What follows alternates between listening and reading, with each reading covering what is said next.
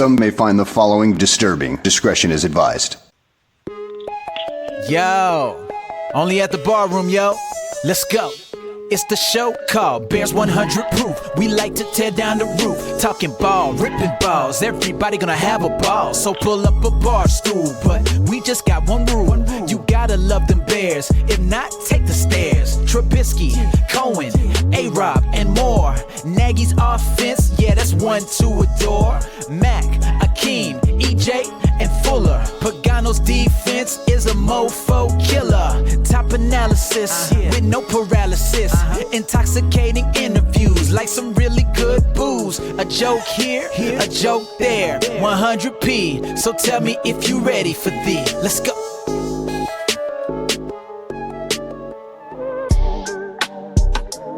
Yeah, I seen Ryan Pace. I seen him a couple times. I seen him in the hallway when I came here for my 30 visit, and I also seen him in Coach Nagy at the combine as well. So being able to see them and talk to them, we kind of felt like it was destined. I was there in the third round, so they decided to trade up for me and get me. So I was blessed. I'm definitely highly favored to be here. Yes, sir. I'm a receiver that's here to win. I'm a receiver that's willing to work, whether that's in the meeting rooms or on the field, catching jaws, catching live throws from the quarterback, anywhere I can just to get ahead. That's the type of receiver I am.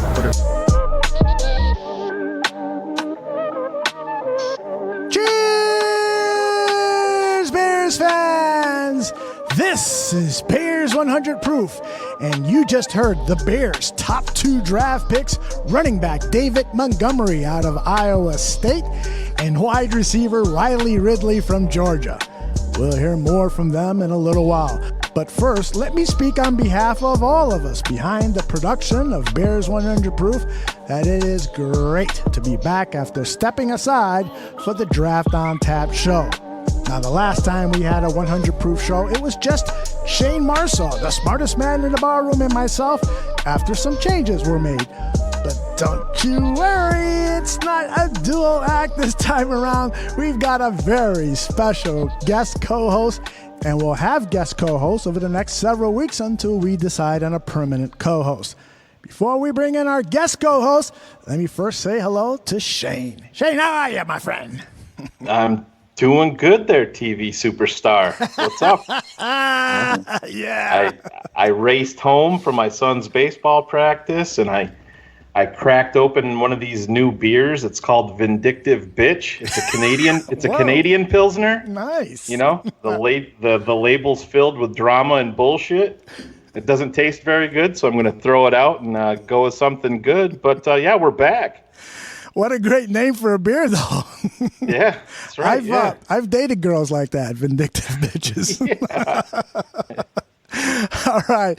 Without further ado, because we've only got him for about half of the show, maybe we can cajole him into staying longer.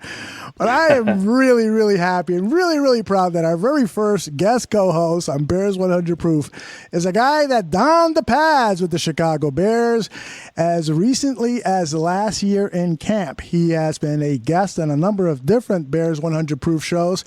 He played college football at Temple. He was most recently on with us during the Draft on Tap show, where he talked about some of the Temple players and gave us some great insight. He is, of course, a great friend of the barroom, Colin Thompson. How are you, my friend?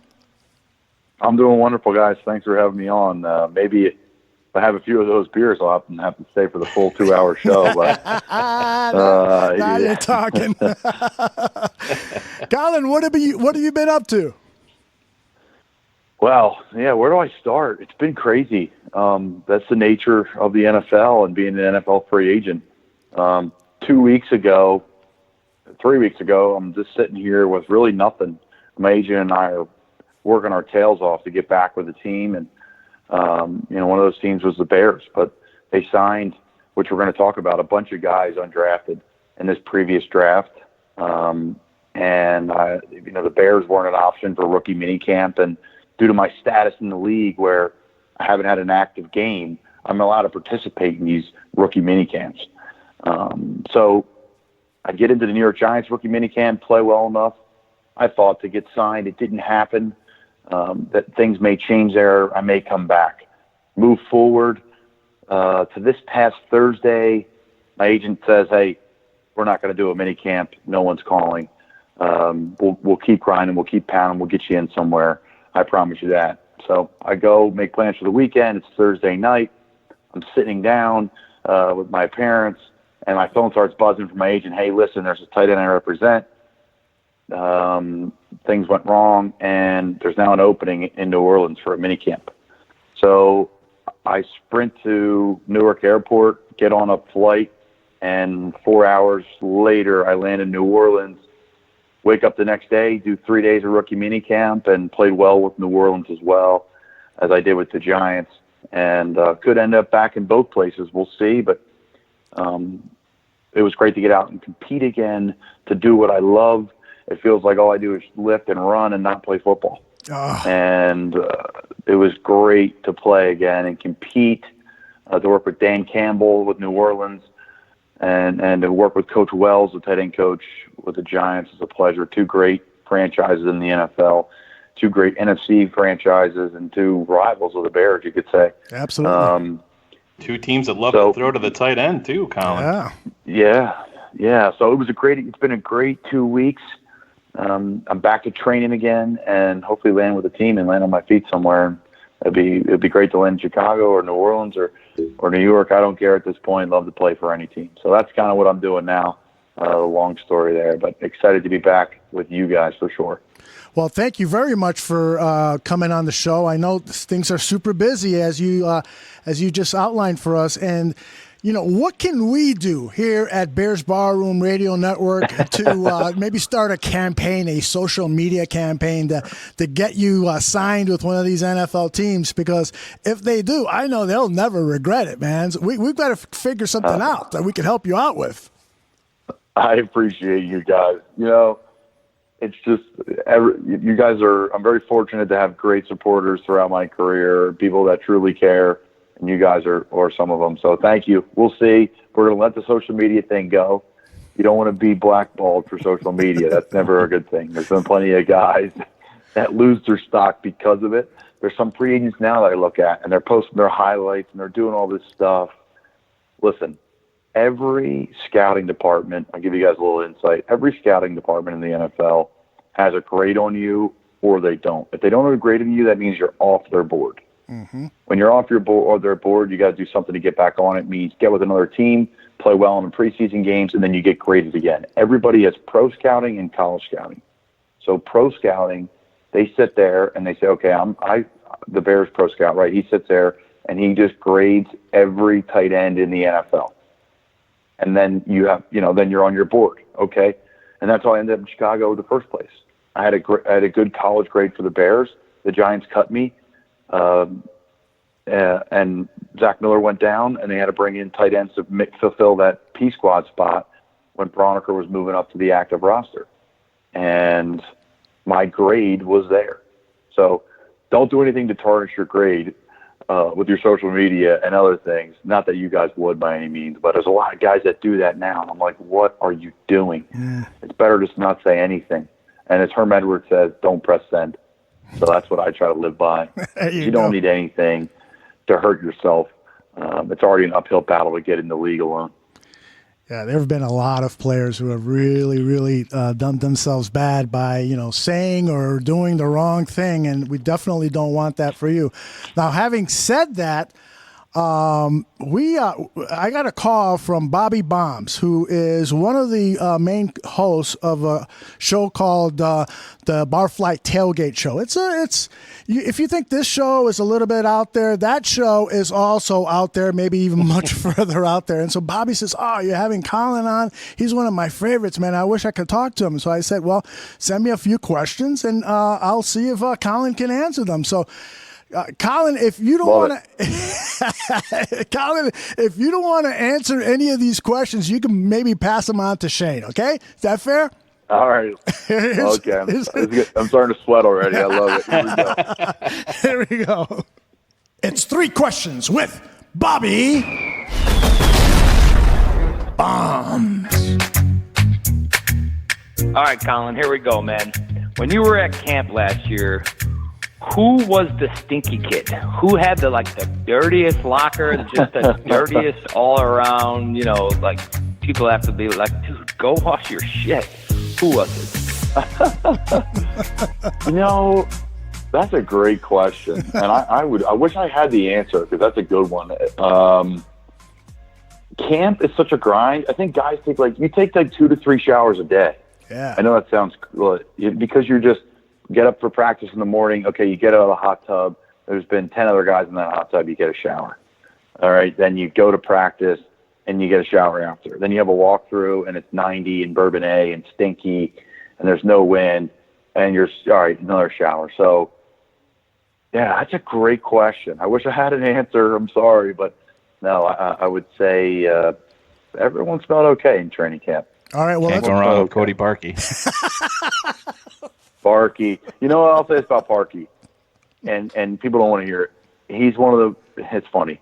He's one of the most normal kickers you'll ever meet, meaning they're a normal human being. If you play the game long enough, you don't run into many kickers that are aren't weird. And Parkey's like a good dude. I enjoyed him. Now, again, I wasn't there for the whole season. I wasn't there for the whole double doink. I wasn't there for the TV show he went on after the season. Again, I don't know. I'm speaking for training camp in the off season. I like Cody as a person, so we can move forward. I know it's maybe a sensitive subject for Bears fans. But oh yeah, but it's. I think it's good to talk about, though. I don't even think. I think where it really all turned for Cody Parkey, Aldo, just to go off of this a little bit, is after he hit the 4 uprights versus Detroit, and then they're talking to him about it, and then said, have you been down to Soldier Field to kick? And he's like, no, I haven't been down there because the traffic is tough. That was bad. And it's like, oh my God, dude, that's like literally the worst thing that you can say. Yep. Just, you're better off just saying no. And I think that's where things started to turn for the negative. He bounced back the next game, but it was never the same after that. And Colin, I've always been of the opinion, because I come from a communications background. I've been earning a buck in communications since the late 70s. So I've always been of the opinion that professional sports teams could do a better job of sitting down with professional players and coaching them up on communications. Here are good things to give reporters. Here are bad things. And I guess that happens to a certain degree, but you've been there. How intensive is that, so that players don't put their foot in their mouths? Do you think that teams do a decent job of helping guys communicate with the media? Yes, they do. Okay. They're on you. They're and it's tough because you're tired from practice. You're not just a football player. You're a human being. You're living your life off the field as well. You have family. You have friends. Maybe you just got married. Maybe you just had a kid. And I guess Trey Burton brought a lot of this stuff to the forefront with me, because Trey has 3 kids. Mm-hmm. And Trey balances his marketing stuff, his kids, his life, practice, staying extra time, to get rehab and prehab. I learned to become a pro from Trey, as well as a lot of other great pros in the NFL, but Trey's one of them, and we go back to our Florida days, so we have that connection too. But there's more to it than just, you're a football player, now I got to talk to the media. You have to, as a person, take a deep breath before you say anything, especially in the big market of Chicago, the big market of Philadelphia, where I'm from. Mm-hmm. You have to take a deep breath and say, how is this going to go over? When you guys first said that, I said, yeah, Cody's right. The traffic is ridiculous. But if you think back, oh, wow, that doesn't sound good. No. Like, this is my one job, is to kick field goals. So it's tough. And you got to think, okay, how the fans going to take this message? Coach Nagy is on the players for how you speak to the media. The media staff, there's a full staff, right, that is there to make sure you speak at a level that's for the team and for your brand. So they do a good job. It's just sometimes life hits you too fast and something you say just slips out and comes out the wrong way. Absolutely. Another pet peeve of mine is interviewing players immediately after a game. I don't think that should be allowed.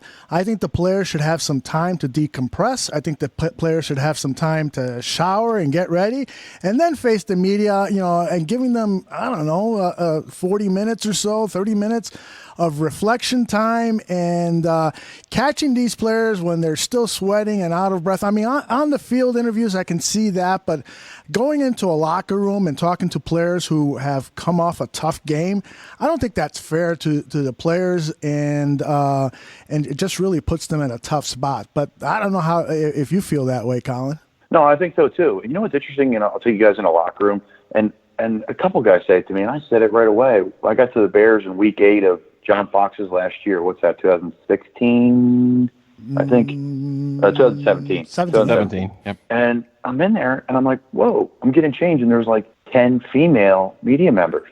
Yep. I'm like, wow, this is new. This wasn't like college. No. It's a very unique sense, like you're in your towel, and again, it has nothing against. It's just a men's locker room. Absolutely. I think that was something new too. That caught me off guard. I was like, whoa, this is different. So, but no, I completely agree with what you had to say, Aldo, about they're putting a mic in your face. Well, and we saw Richard Sherman explode over it a couple of years ago. Yep. I'm the best corner in the league. People don't understand the adrenaline rush you're receiving from the football game. Yep. First off, it's extremely physical. Second off, it's a sold out stadium. It is very emotional game. And to put a mic in someone's face after the game is definitely not advantageous to the player. I think a lot of it too has to do. These guys are seeing most of these reporters day after day after day after day for 8 months, and they write one thing, and you guys know how it is. You can take it a ton of different ways, especially if you're reading it in print or reading it online. And I mean, just look at the NBA playoffs. Look at the way Russell Westbrook talks. You know what I mean? It's a lot of it is personal, unfortunately, with a lot of the reporters. Out. Yeah. Yeah, you're right. He's like, I'm done with it. This local media is killing them. Yeah. He said, I'm not going to answer any questions. Russell Westbrook I'm talking about. So, I completely agree. Completely agree with what you had to say. All right, let's see what Bobby Bombs has for question number 2 out of 3. In your professional opinion, who do you think gets more off-field activities with the ladies, NBA or NFL players? All right, so he's asking who gets more action, NBA players and NFL players. I think he came up with that question because there's a movie with Tiffany Haddish who claims that women should be going after, as she put it in the movie, NBA dick as opposed to NFL dick. Quote. Make sure you're in quotes for that one. Yeah. That's right. So End quote. You want to share an opinion on that one? Yeah, I mean, it's an easy one. First off, if you want to just go by looks, right? I'm not saying one sport is a better looking guy than the other, but most basketball players are built the same. Mm-hmm. Tall, they're all in good shape. I'm not saying football players are in bad shape anymore, but you get different. Everybody's a different size. Mm-hmm. So basketball players, they stand out. One, they're extremely tall. Two, you see their face on TV. That's the first thing I thought of.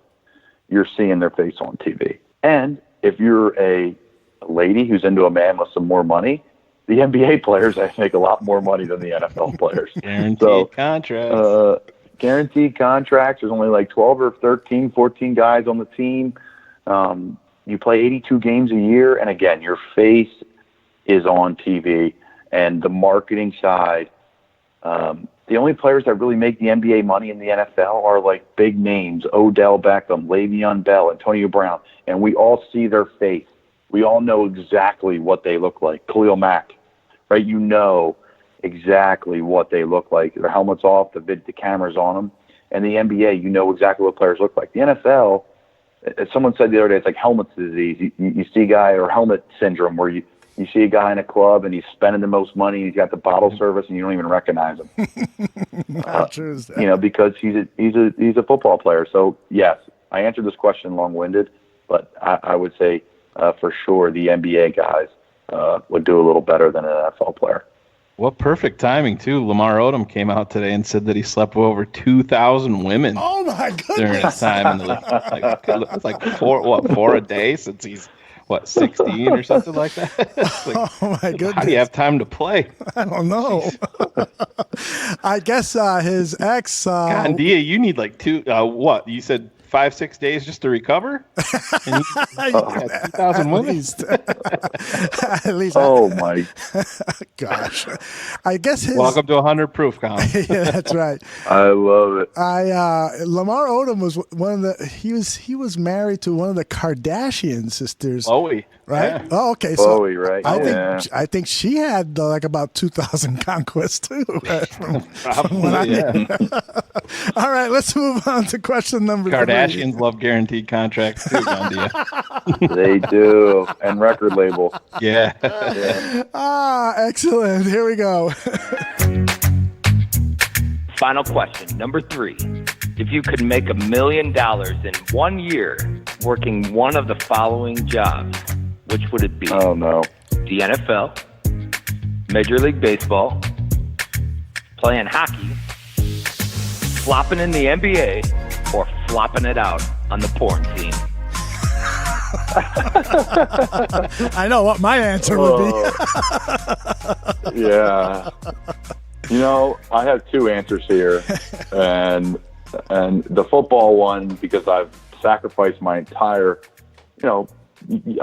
my entire focus since I said I wanted to play in the NFL at 12 years old, has been on football and sacrificing things to play football. But to be a Chicago Blackhawk, Philadelphia Flyer, man, I mean, I love hockey. I'm a diehard NHL fan, huge Flyers fan. I'm a Blackhawks fan. I love the NHL. I think, football would be one, but in a fun podcast setting, hockey would be up there as well. To be able to buzz around the rink in a playoff game in Chicago. I listened to the Spit and Chicklets podcast on Barstool, and these guys just have unbelievable stories about partying and traveling and what the NHL has done for them and the friends and the stories. You're like, man, this is wild. So, yes, another long-winded question. Hockey would definitely be up there with football. Well, I do think that if you're playing in the NHL, you're probably also sort of in the porn industry too, because these guys get so much action. Here in Chicago, there were stories about Patrick Kane, and obviously there was an allegation against him that is nothing to laugh about. But prior to that, he had a reputation of being a real ladies' man, and there were photographs on Twitter and so forth. But having talked to professional hockey players and having been around that scene, yeah, those guys have a great time. And I know about your affection for the game of hockey, so I got to ask you, the Boston Bruins look like they're going to win this whole thing, right? Oh, my God, right? When Tampa went out, it opened up wide open for them, a gift. San Jose looks good. St. Louis looks good. I mean, they're really loaded teams with top-end talent in every position. But, man, yeah, Boston. It seems like Boston, man. Another freaking championship for Boston, huh? Yeah, my brother is a big Bruins fan, so he gives it to me. Shayne, you follow hockey, right?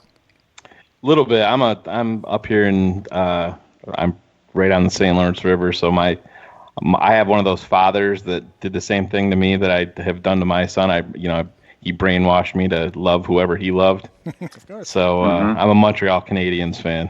Nice. I hear that's an unbelievable place to watch a hockey game. Oh, it is. Yeah, it's a totally different atmosphere. I'm a little closer to Ottawa here where I am, and that's a pretty great place to watch it too. But yeah, Montreal's a different place. I mean, you talk about going to Lambeau Field and places like that. You go watch a game in Montreal. It's intense. It's pretty crazy. Yeah, it's on my bucket list to see a game. Is it still? They still play at the Forum in Montreal. The Canadiens. It's not the Forum. They moved out of there years ago. But it's still it's one of those places where you just walk into. I go to a lot of Syracuse games and stuff like that. You know, the Carrier Dome's so vast, and you know, it's a lot of concrete. I mean, but there's a lot of history there. You go into a place in Montreal like that, I mean, you just feel it as soon as you walk through the doors. It's amazing. Cool. All right, let's talk a little football. There were some. Yeah, and Coach Payton did just text me, and he said Colin's totally fucked for answering those 3 questions. Yeah, no New Orleans, and Coach Shermer's probably texting you too. You know, I'm out. I love it. I was politically correct. You were indeed. Listen, when my career is over, we'll have a chat. We're gonna have a great conversation. You got a job here, Colin. and I'll have some. We'll have some Wrigleyville talk. There you go. Oh yes. Yeah. We'll have a good time. Excellent. All right, over the weekend, was it this past weekend? Rookie mini camp. I can't keep track of what's going 2 on. weeks. Chicago was 2 weeks ago. 2 weeks ago. That's right. We got veterans coming up. I loved all the interviews with the rookies that came up in front of the media, but I selected just sound bites from 2 guys, the first 2 draft picks who we heard in the open of the show. David Montgomery, the running back out of Iowa State, and Ridley, the wide receiver of Georgia. And before I say this, before I lead into their sound bites, there's something I wanted to say that I didn't get a chance to say on the Sports Feed show with Jared Payton yesterday.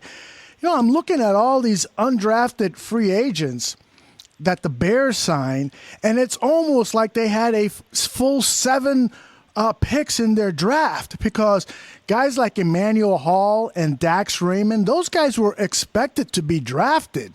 And so if Montgomery has anywhere close to the type of season Kareem Hunt had in his rookie year under the guidance of Matt Nagy's offense, then you've got to believe that he kind of fills in that first round slot, and everybody kind of moves up. And this draft, if you include the undrafted free agents, could be a really good one for the Chicago Bears. Do you guys have any thoughts on that? Oh, I totally agree. I mean, Ryan Pace himself came out 2-3 weeks before the draft and said we are going to be very, high on the UDFA signings. And, they did a 90-man roster in the offseason, and, Chicago was around 20 under that, leading up to the draft. So you knew that they were going to hit it hard. And this isn't me being a homer, and I know we've talked about some of these guys already, but there is a lot of talent in this UDFA class that Pace and his guys have brought in. That's just, impressive, really impressive. I'll say this, and you guys know what I think of Ryan Pace. I told him when I got cut there that I want to be a part of this team. This is a special place. This is a special city with special fans. And I think the roster is loaded. We'll start there. We all know that. And the playoffs are playoffs. It wasn't the result last year, but hey, once you get in the playoffs, it's anybody's game. And this draft and this UDFA group is fantastic. And I'm not a homer, right? I'm just an NFL free agent trying to make it still, and just completely unbiased. But Dax Raymond, he was supposed to be a top 10 tight end. And I'm watching this film. I see Travis Kelce. Yeah. He's active with the ball in his hand. When he catches the ball, he's extremely active, spinning. He's doing different things. He's confident. Get his weight up a little bit. The guy's going to be a stud. What are you going to do with all these great players? There's only 53 active. So they're going to have their work cut out for him, but a good problem, right? A ton of talent in every position, depth at every position. I'm sure we'll touch more on it, but I like what they did in the draft. I really do. Excellent. All right, I want to play a little bit of David Montgomery talking to the media. This is about 2 minutes in length, and so I'd like us to react to some of the things he says at the other end of this long soundbite, or he's asking several soundbites. He began by talking about that he studied Bears history, and of course he looked at the video of Walter Payton and really loved what he saw. What strikes you about Walter then? Just his will to not want to go down. Just being able to, take every advantage, every opportunity that he had, and just being always positive. David, we heard so many stories about you at Iowa State, bringing teammates to the facility late in the off-season, Friday nights, things like that. As a rookie now in the NFL, where you're entering an established culture, how do you apply some of those, work ethic foundations that really set you apart at Iowa State, but you're also trying to establish yourself in a new environment here as a young player? For sure. Just being able to take different things from the vets when they get here, that's big for me. But, also trying to be myself and understanding that being myself got me here. So getting here and not changing, as far as in a downward way or trying to be like anybody else. So just really trying to create great habits for myself, great core values for myself, and just living about them daily. How naturally does that come to you in terms of the extra work and some of that set you apart at Iowa State? Yeah, I say it's natural for me. I've always been a worker. I enjoy working. I don't really like going out. That's not my thing. So being able to work is definitely a thing I'd rather choose than doing something else. How confident are you in your pass catching skills, your receiving skills? I say I'm very confident in myself as far as catching the ball. I think I catch the ball well.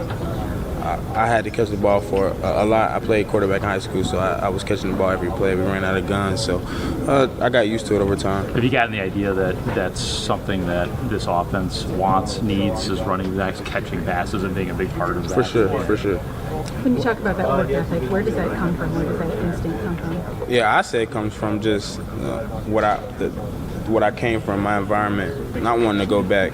I'm fearing going back to that, fearing going to be in the streets, or fearing actually getting hurt, from where I'm from. So you just want to take every day one step at a time, give God the glory, and, just have fun with it.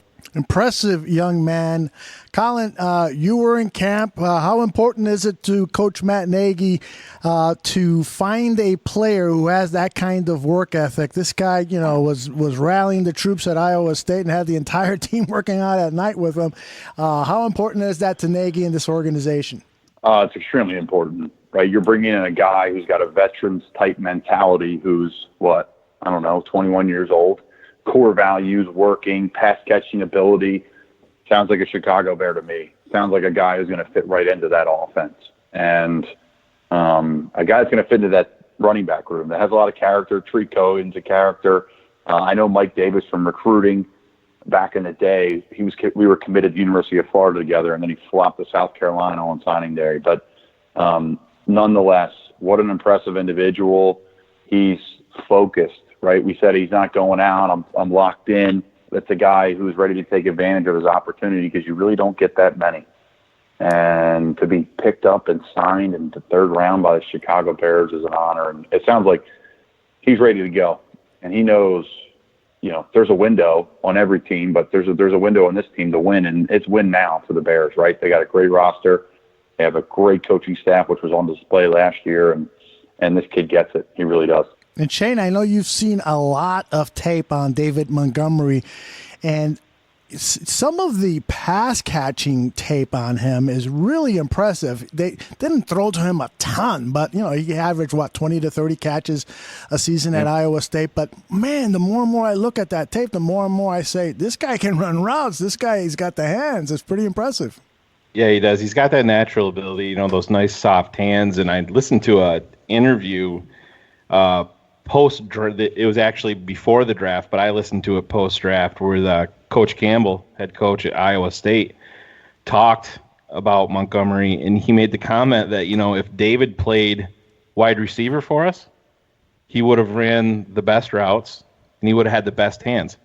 And, I mean, you think about that, and you look at the guys that came out of Iowa State, that's a pretty big statement, and I don't think it's just something that he was throwing out there just to to give the guy a little ego boost. It's, you mentioned it, Aldo. They talk about how he's in the gym, at 2:00 in the morning, and he's just in there, and he was in there by himself, and then they go back and there's 5 guys, and then all the running backs are there with him, and then the offensive line's there with him, and then the defense is there with him, the next week. It's, that stuff, as Colin can talk to, it's contagious, and that means a lot. When you can bring in a young guy like that that's got that type of work ethic, there's not a lot for you to worry about other than, what you want him to worry about is getting better on the football field. And in a big place like Chicago, hey, we've lived it. Curtis Enos came here and was a different cat. Cedric Benson came here, was a different cat. And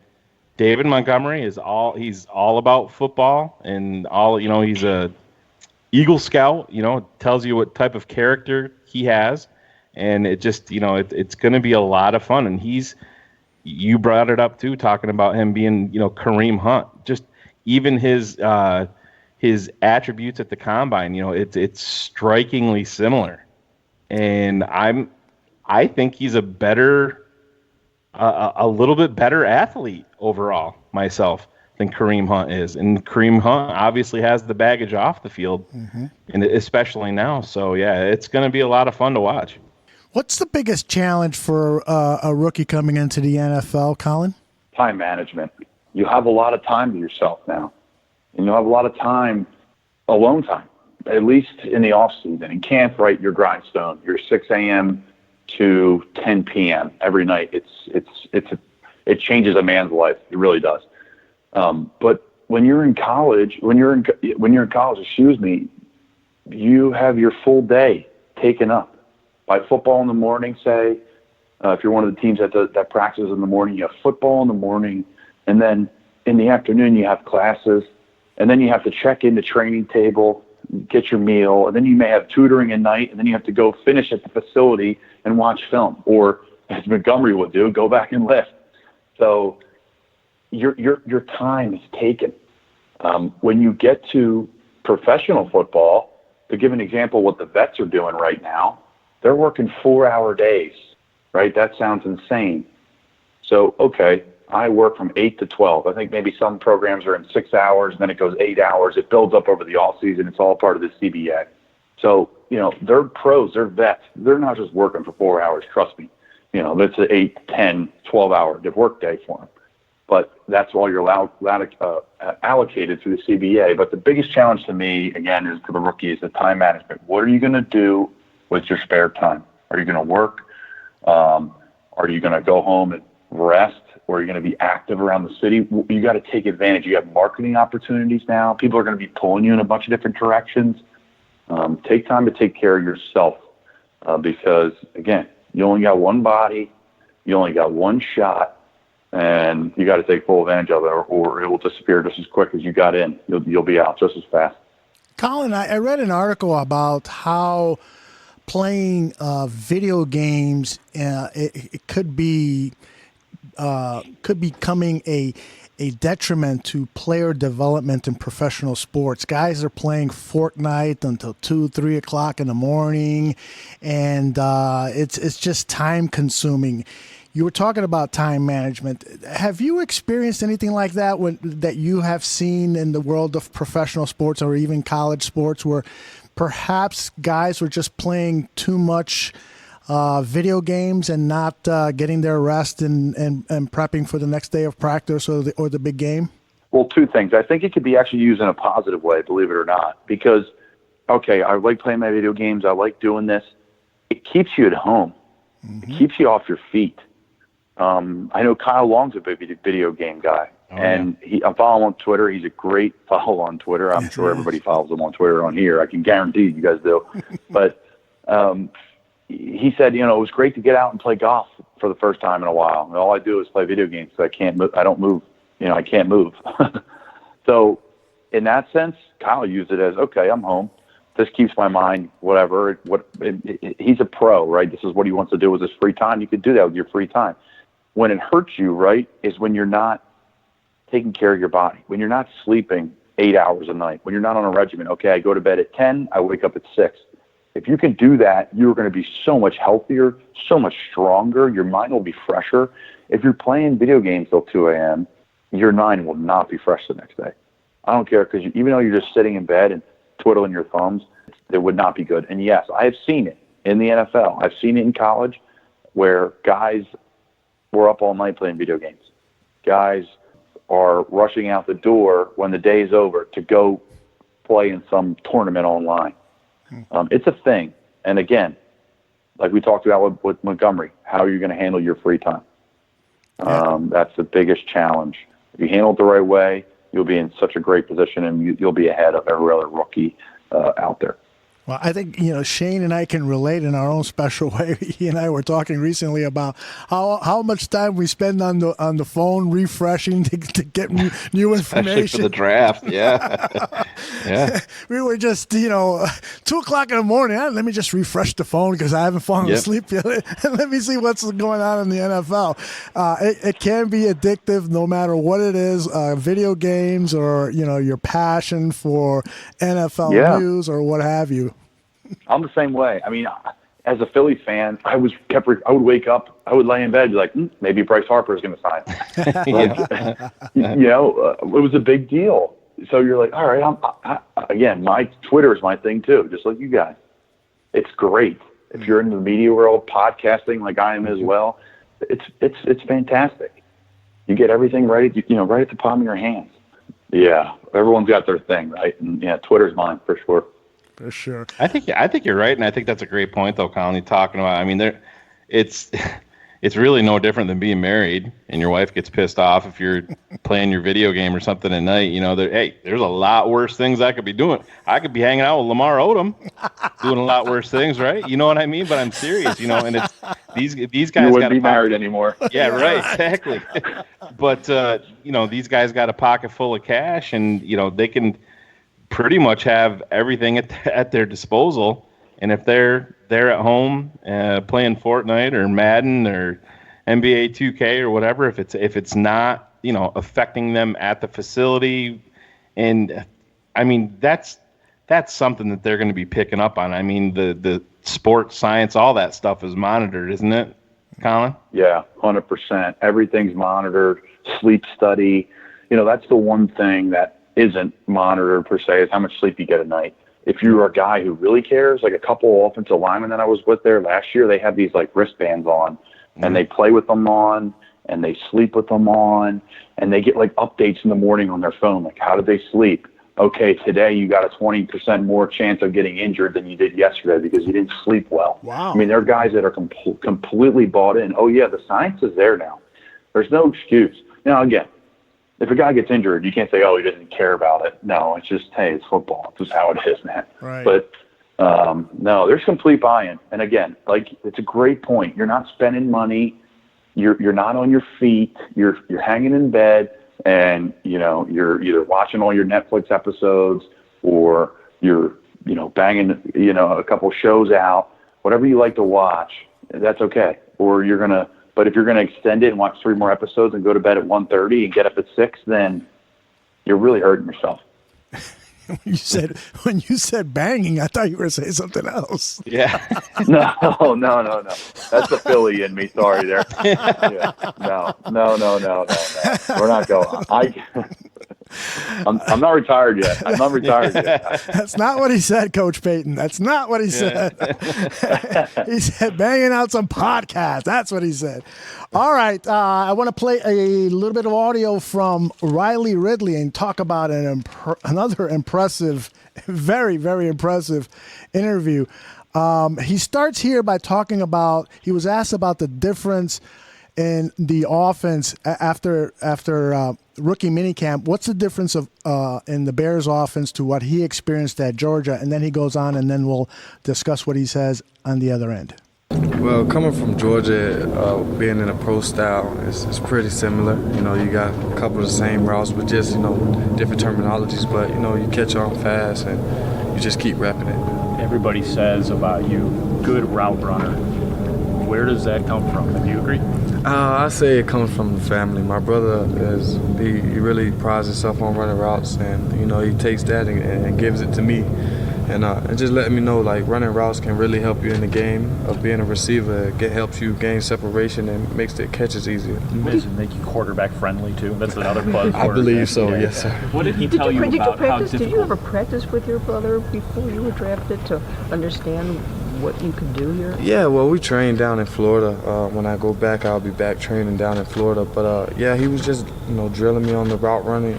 Letting me know that I got to be around the veterans when they come, and just be a learner. What did he tell you about the challenge of setting up your routes against NFL corners, against as opposed to college corners? The game speed. You gotta run fast. You gotta be able to get in and out of your cuts fast, and you got to be dialed in. You got to know how to convert. certain things and, with certain coverages. And you're going to get some good defensive cornerbacks to test you here. Right, yes, when ma'am. The Barons are here. I can't wait for it. What were you thinking when you knew you were going to be drafted by the Bears, knowing that Matt Nagy's offense may be something that you'd be suited for? Just to get in and work, like I said. No matter where I went, no matter where I go, I just want to get in and work and, show coaches that I'm able to, be a part of the organization and turn things around and be a leader. Colin, how cool is it that you've got a older brother that is so committed to his job as a wide receiver, knows everything about route running, and is sharing it with you, as opposed to me, who I've got a brother who has a criminal background. Talk to me about this young man, Riley Ridley. Pretty impressive, right? Yeah, pretty impressive. He comes from the big program of Georgia. So Kirby Smart, he's been around the block. He's coached plenty of NFL players. And their media department's pretty in tune, right? He speaks very well. He answers the question, and he looks for the next thing. He's not rambling on. He's a pretty sharp guy. Sounds like it. And he's in a competitive receiver room. So he's going to need all the juice he can get from his brother, for sure, because his brother is a great pro. He had a huge splash when he came into the league last year, early in the season. I remember he caught a bunch of touchdowns in a couple-week period. He had a great college career as well. Mm-hmm. So the sky's the limit for him. And you have that experience in the SEC. You're running on corners that are going to play on Sunday. You're not running on corners that are, bagging groceries next year. You're running on corners on guys that are ready to go. Safeties, corners, the pass rush is there.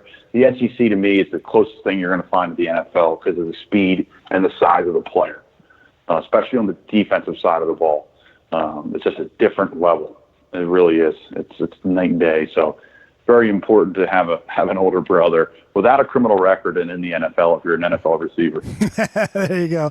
Shayne, anything in that interview stick out to you? He's real smooth. You like to hear that. None of it's going to be too big for him. That's one of the things, when I compare it to a kid coming out of Ashland and Adam Shaheen. You know what I mean? And it's not his fault. He just, you're going to a huge place like Georgia, and it's like playing for the Yankees versus playing for the whoever. It's a different type of deal. And Colin said it's SEC, it's Alabama, Georgia, and Aldo, my thoughts on this kid. I talked about him before. I just had that feeling that wide receiver could be a way that they go, and Danny brought up his arm length, and that something like that is so underrated because you also have a young quarterback. You have that wide catch radius, and that's going to help.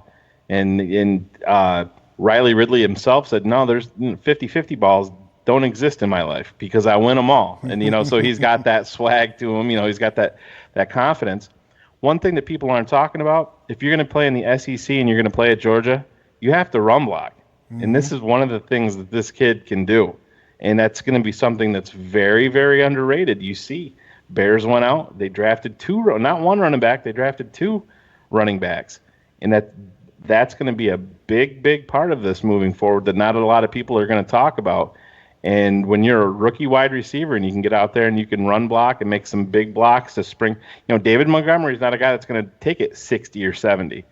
Does he have the ability? Yeah, he can. But he's a guy that's going to give you 10, 15, 20-yard plays. But, Riley Ridley is going to be a guy that's going to pick up a block, and then he might bounce at 30, 35, 40 yards. Those are the differences in games. We saw it on Jordan Howard. How many times have we talked about it? In that playoff game versus Philly, he has that 3rd and 1, and he could have housed that play. He could have housed it, and he went down. Just one little, and that would have put the Bears up by 2 scores right there. Those are game-changing plays. Little things like that matter big time. Indeed. Colin, I wanted to get your opinion on something that I was asked yesterday. The tackling issues at the safety position for the Chicago Bears. Eddie Jackson had an all-pro, Pro Bowl caliber season. In fact, he was voted to the Pro Bowl. And but the one deficiency in his game is that he's not always a sure tackler. And that's also the reputation of HaHa Clinton Dix, who is going to be his safety partner. What do you think about the tackling issue, for lack of a better way of putting it, with the Chicago Bears in their defensive backfield? Well, put it this way, Eddie last year, right, he was all pro, and he had 41 solos, 51 total, and it's going to be tough to replace Adrian Amos, a tough kid from Baltimore, a tough kid from a defensive-minded program in Penn State, who and Adrian obviously is up the road now, up there, and we don't want to say their name, right? But nope. Up in the green and yellow. And I know swear words aren't allowed on the podcast, but that's one definitely not allowed. But so replacing him will be a challenge. But again, people that led the Bears last year in tackles: Roquan Smith, 121; Danny Trevathan, 102. How about Prince Montgomery up there with 66, and then Hakeem, Kyle Fuller, Khalil Mack, Leonard Floyd. They have a lot of juice on that defense. They have a lot of players, and they have great second-level players in linebacker. They have a great front four, front five, whatever you want to call them. They're bringing it. All of them are good. And they have a great back end, a veteran back end with Fuller, Prince, and Eddie Jackson. I mean, you couldn't write down a better back end probably if you really had to think about it and say, okay, Prince is a first-round pick, Kyle's a first-round pick, was a first-round pick, and what was Eddie, a fourth-rounder? But still, he's an all-pro. I mean, that's ideal. So there's veteran presence on that back end. They'll find a way to get it done. Eddie is a great athlete, great player, and a tough player, so he'll rise to the occasion. And this is a rebound year for Yep. a guy that's kind of bounced around, was a stud in Green Bay, and I don't know if he's fallen off or not, but it's just the NFL, man. It's a tough place to play. So he'll be back. He's with a great defense and he'll have some opportunities to make some plays. So I think they'll be okay. I don't think it will be that major of a deal because of how good the defense is overall. Yeah, that's a great point too, and this is one of the things the Peter Bukowskis of the world that are trying to trash because he's a Chicago Bear, not a Green Bay Packer. But the surrounding talent tells the story. Hasn't played with a talent like that that he's gonna have surrounding him in Chicago. It's just that's just a fact, and that Colin, that makes a huge difference. I mean, you can be at ease back there. I don't want to say that you can be at ease, but it makes your job a lot easier when you look ahead of you and you, like you said, you see Akeem Hicks, you see Roquan Smith, Danny Trevathan, Khalil Mack, and Leonard Floyd. You see all those guys, and you got an all-pro over next to you in Eddie Jackson. That stuff makes a difference, and he didn't have the benefit of that in Green Bay or in his short time in Washington. And he had fewer missed tackles, and believe me, I'm a big Adrian Amos fan. But you want to talk about not being a sure tackler. Adrian missed some tackles too, and he actually had more missed tackles on the season than did. And then believe me, I'm not trying to dismiss what Adrian did here because he's a great kid, a very, very steady player. But I think you get more upside with taking the ball away, and that's going to be a big part of what the Chicago Bears defense is all about. And Haha's played a lot of football, right? But he's still only 26. He's younger than Eddie Jackson. Yes. Haha's, isn't that funny? It seems like Haha's like 35. But it's like, no, he's not. He's 26. I mean, that's the prime. That's the beginning of your prime as a football player. And I think I talked to a bunch of guys around the league, scouts, coaches, always in contact with everybody. That's kind of been my thing. Communication's my thing too, Aldo. And everyone says, listen, great defense, sure. 52 stirs that drink. 52 changed the Bears defense in a way that can't even be measured, right? Because that defense was good already. Mm-hmm. And then you bring the best defensive player in the league, arguably one of the top 10 probably in the history of the NFL defensively, the guy's a game record. Yeah, 52 serves that drink. I don't think they'll have any problems at the back end. He solves a lot of issues getting to the quarterback. Oh, yeah. Hey, Colin, one more question about the Bears before we talk about the business of Sports Insider, your podcast. I know when you were in camp last year, Joel Iyiegbuniwe was injured for most of it. But I was interested in getting your opinion on Josh Woods, because Shayne has been talking about Josh forever and saying, keep an eye on this guy, keep an eye on this guy. And apparently he was the star of rookie minicamp. Now, he got a year under his belt with the Bears and so forth, but he was the one that was basically terrorizing these rookies. And it looks like this guy could be a very valuable player for the Chicago Bears in 2019 and beyond.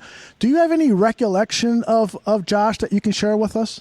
Yeah, so Josh and I were the threes, right? Threes are up. Yeah. Third tight end, third linebacker. So we had our fair share of bouts.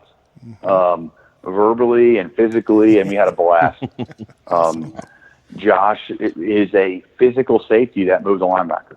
There's guys that I talk to that I've bumped past with Birmingham and the AAF and around the league saying, Woods, Chicago, he's a backer now? I said, yeah, he's a linebacker. He's putting weight on. He was buzzing around there in training camp with me on special teams, and he broke his hand. And, hey, you know what? Sometimes that's the best thing that ever happened to you. Yeah. It's so crazy to say, but you get hurt, you get a chance to put the weight on, you get to sit in these meetings with these first-round pick Roquan Smith and Danny Trevathan, who's a pro's pro and a stud and a Super Bowl champion, right? You get to learn from the best, and he has. I'm sure he was terrorizing them in that minicamp. Guys don't even know the snap count, let alone the playbook yet, and he's over there. He knows the whole defense. He probably knows each formation and what play's coming because day one install for the offense is day one install for the offense. They're trying to be basic as possible. So I'm sure he was tearing them up. So good for Woods. I think it's a great call on your part on Woods being a potential stud for the Bears. And again, they have to find these guys because they pay a lot of guys a lot of money. Yep. So you got to find these undrafted free agents like Wood was. You got to find these undrafted free agents tight ends, which we may jump into here, that are going to fill that back end of that roster spot. But Woods is a good call. He really is, and he'll be a promising player. A guy who played safety in college for DJ Durkin in Maryland, who's a defensive-minded coach, and a guy who's physical and really wants to be good. He's a grinder, and I think that will show through, and he'll be a special teams 4-for-4 type player. He'll play on all phases for them. Yeah, he's Josh said he's up into the 240s now. Really? Yep.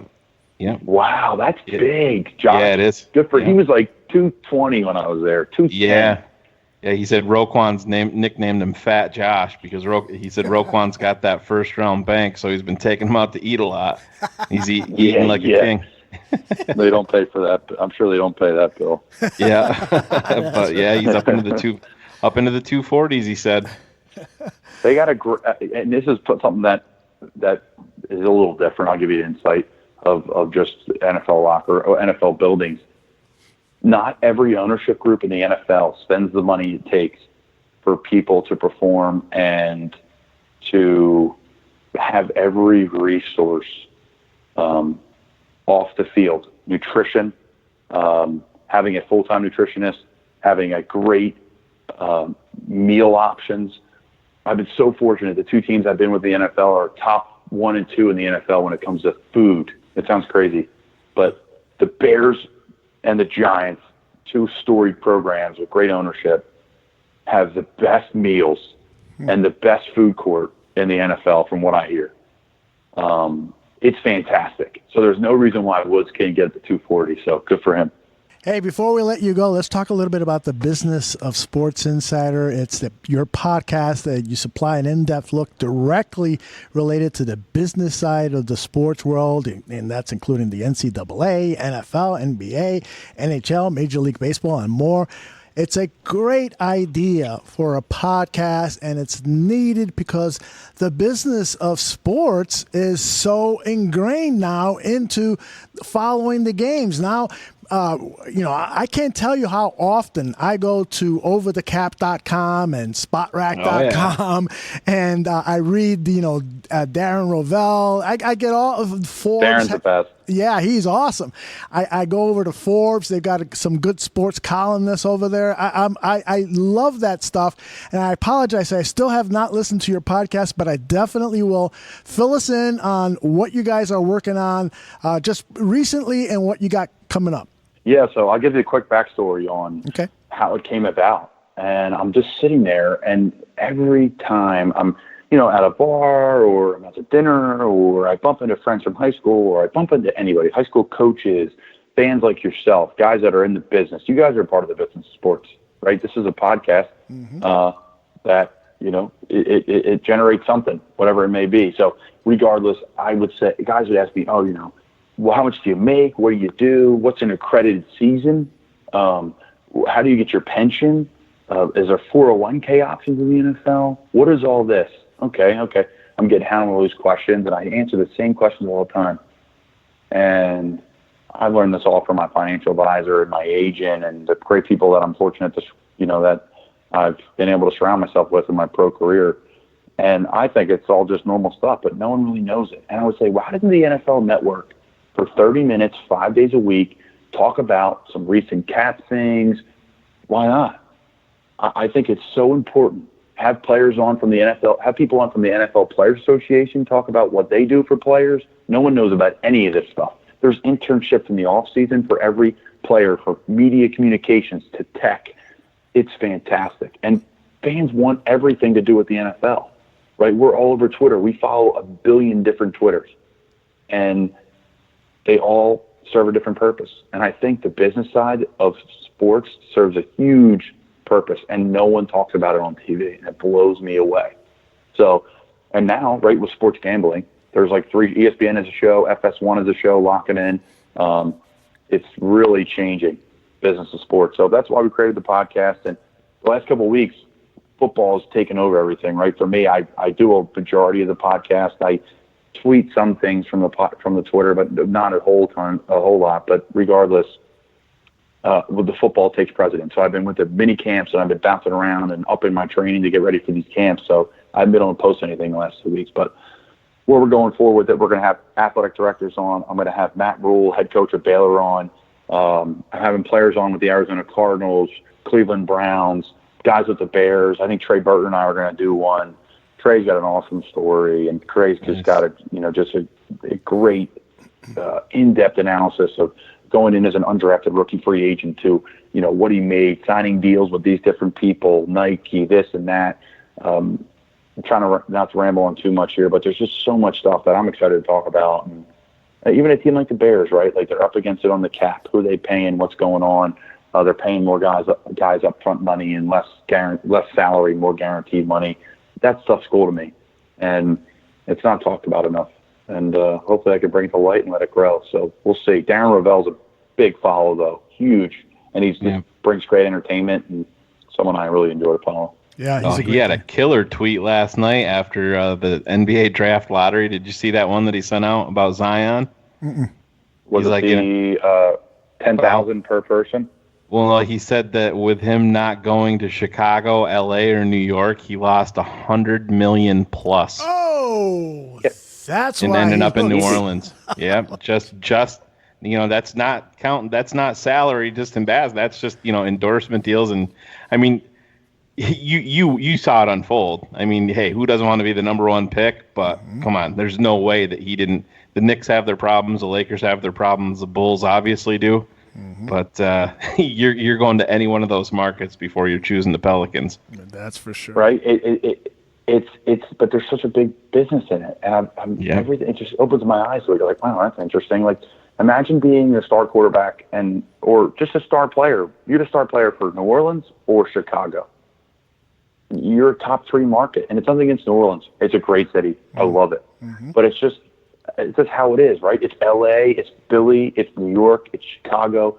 It's just different vibes. And how about the video of the Pelicans ticket office staff? Yeah, that's amazing. Darren tweets, every ticket sales associate in this video will now make at least $10,000 more over the next 3 months than you would have made without Zion.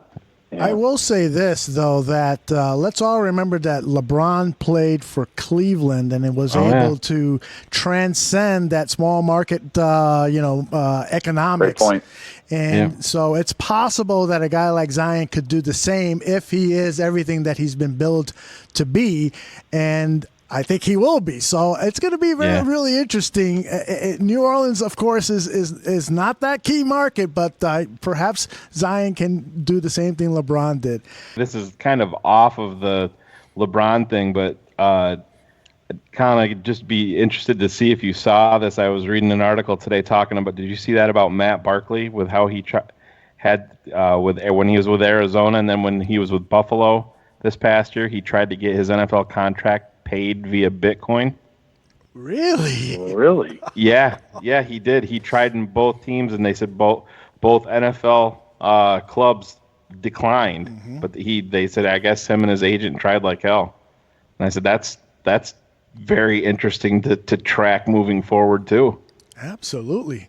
I gotta Matt say, is just one of the many Bitcoiners that are playing in the NFL Sunday. NFL quarterback Matt Barkley tried to get San Francisco 49ers and the Cincinnati Bengals to each pay his contracts in Bitcoin. Neither would do it. Wow, that is insane. It is. Yeah, I had the teams wrong, and I thought it was his last two, but yeah, it was. That just kind of piqued my interest when I saw that. It's pretty amazing. And here's another one too with the business of sports stuff. How about Russell Wilson, 12,000 in Amazon stock? Yeah. to each of his offensive linemen. And I actually bumped into one of the offensive linemen in New Orleans last week, and he was on the practice squad with them last year. Imagine just for 12,000 in Amazon stock, and you were just on the practice squad for Seattle last year. Goes to show you the type of guy Russell Wilson is. But amazing, crazy. Yeah, crazy.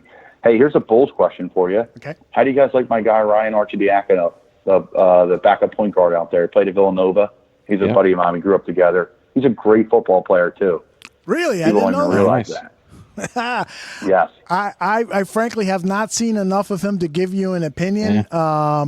My Bulls, and during the 90s, I would watch all 82 games and the playoff games and so forth. And then, the franchise, they treated Michael Jordan and Scottie Pippen so poorly.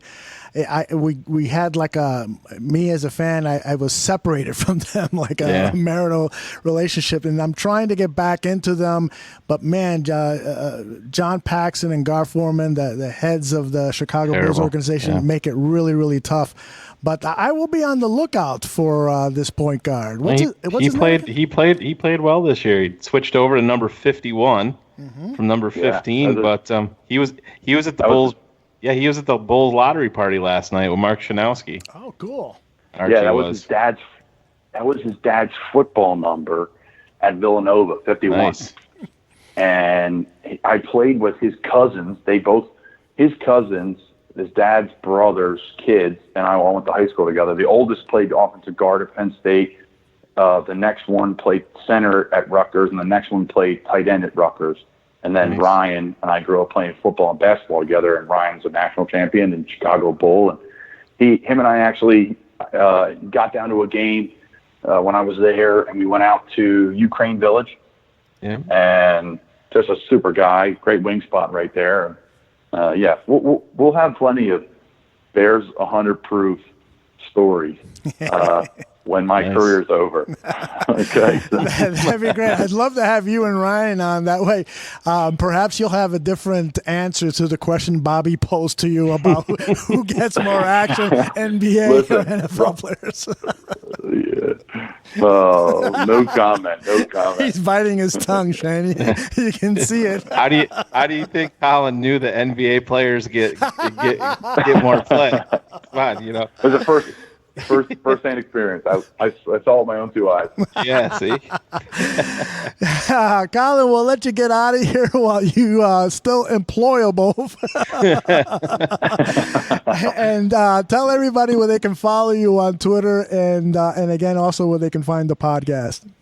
Yeah, so the podcast is available on anywhere you find podcasts. It's The Business of Sports Insider. You can follow it on Twitter. And my personal Twitter is at Colin Thompson TU. Go Temple Owls.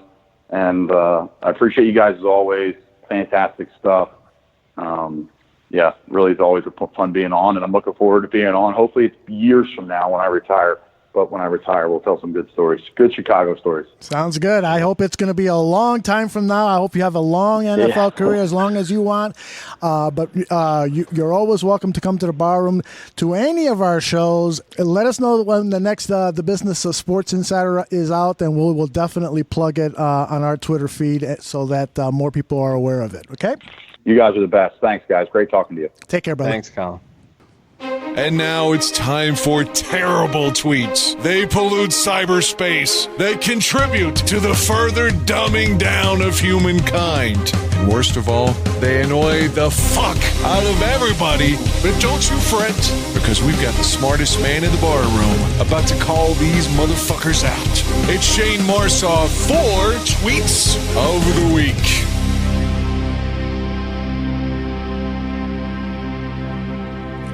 Thank you, Dan Aguirre. Your pipes, man. I wish I had a voice like Dan. Oh, yeah. Oh, my gosh. You and me both. Yeah, Dan was texting me he was at a concert. It was, I guess, Slayer, and there was a bunch of bands there, and he was rating his glory and sending pictures and videos and loving life. But man, he's truly gifted when it comes to those vocal pipes. It's amazing. Yeah, I mean, if I had a voice like that, I could make easily a couple $100,000 in voiceover work. Yeah, and I would fuck as many girls as Lamar Odom too. Yeah, it's like the guy that does the Hogan Johns. He changes it like almost every week for him. I said you wonder how those guys. I always am interested to have just a normal conversation with them. Drinking a cup of coffee, talking to them to see what they sound like. It always kind of blows my mind. And even Dan, I mean, you can just hear it when you're just talking to him, not doing this stuff. You just hear that that bass in his voice, and it just, oh my God, it carries so much. It's amazing. Yeah, years ago, I used to hire professional narrators, and I worked with guys who were easily clearing $200,000, and they had the setup at home. Yeah. So they would get a call, and the guy would say, "Yeah, I got an opening at 3:00," and then at 3:00 he says, "Bud Light," he does that for 15 minutes, and then ka-ching, ka-ching, ka-ching. It's unbelievable the amount of money you can make if you got pipes like Mr. Dan Aguirre. So Dan, get to work, man. I should be paying Dan for all the work he does for us. He's like a 911 guy too. Yeah. I said, can you imagine calling? My house is getting broke into. Well, just a minute, ma'am. I will be right there. I will send them on their way. Oh, that is great. We got to do a bit with him doing that. Yeah, absolutely. That is awesome. All right. It has been a long, long time since we heard a terrible tweet from Shayne, the smartest man in the barroom, Marsaw. I can't wait to hear what you got. Do you have just one this time, or do you have multiple? I do have just one, and it's kind of relevant for the time, and I talked about it with you and Colin just a couple of minutes ago. But the NFL has their own @ for the NFL draft, and it's just @NFL draft, and it's verified. And they sent out a tweet. It says, "Hey NFL, we want a draft lottery too." And I'm like, no, I don't. I do not want a draft lottery in the NFL. I saw them tweet that out, and I'm like, please. But Aldo, I said it's scary to think about, because you see how everything has. Just look at 5, 6, 7, 10 years ago in the NFL, how much has changed. It used to be the draft used to be a Saturday, Sunday thing, and how much that's changed. And I've talked to you where it really looks like there's going to be some changes to the NFL Combine, where they're going to push maybe some quarterback and maybe some wide receiver workouts to prime time and see how that goes. Right. And I know there's been a little bit of pushback from agents and stuff like that, but it's so driven. And you just as a Bulls fan, and you looked around and you saw the Knicks fans and the Laker fans, and they love that stuff. You know what I mean? It's made for TV event, and nobody's going to blow it up like the NFL does if they do something like that. But boy, I hope they don't do something like that. I think it's big mistake because, you see the way that things unfolded last night just in the NBA. Right.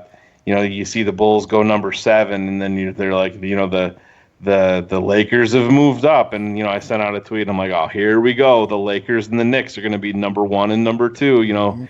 Huge markets. LeBron gets what he wants, and the Knicks, get what they want. It didn't work out that way, but it's. I don't want the NFL to have anything like that because I said they're so big, they're so huge, and they're so powerful.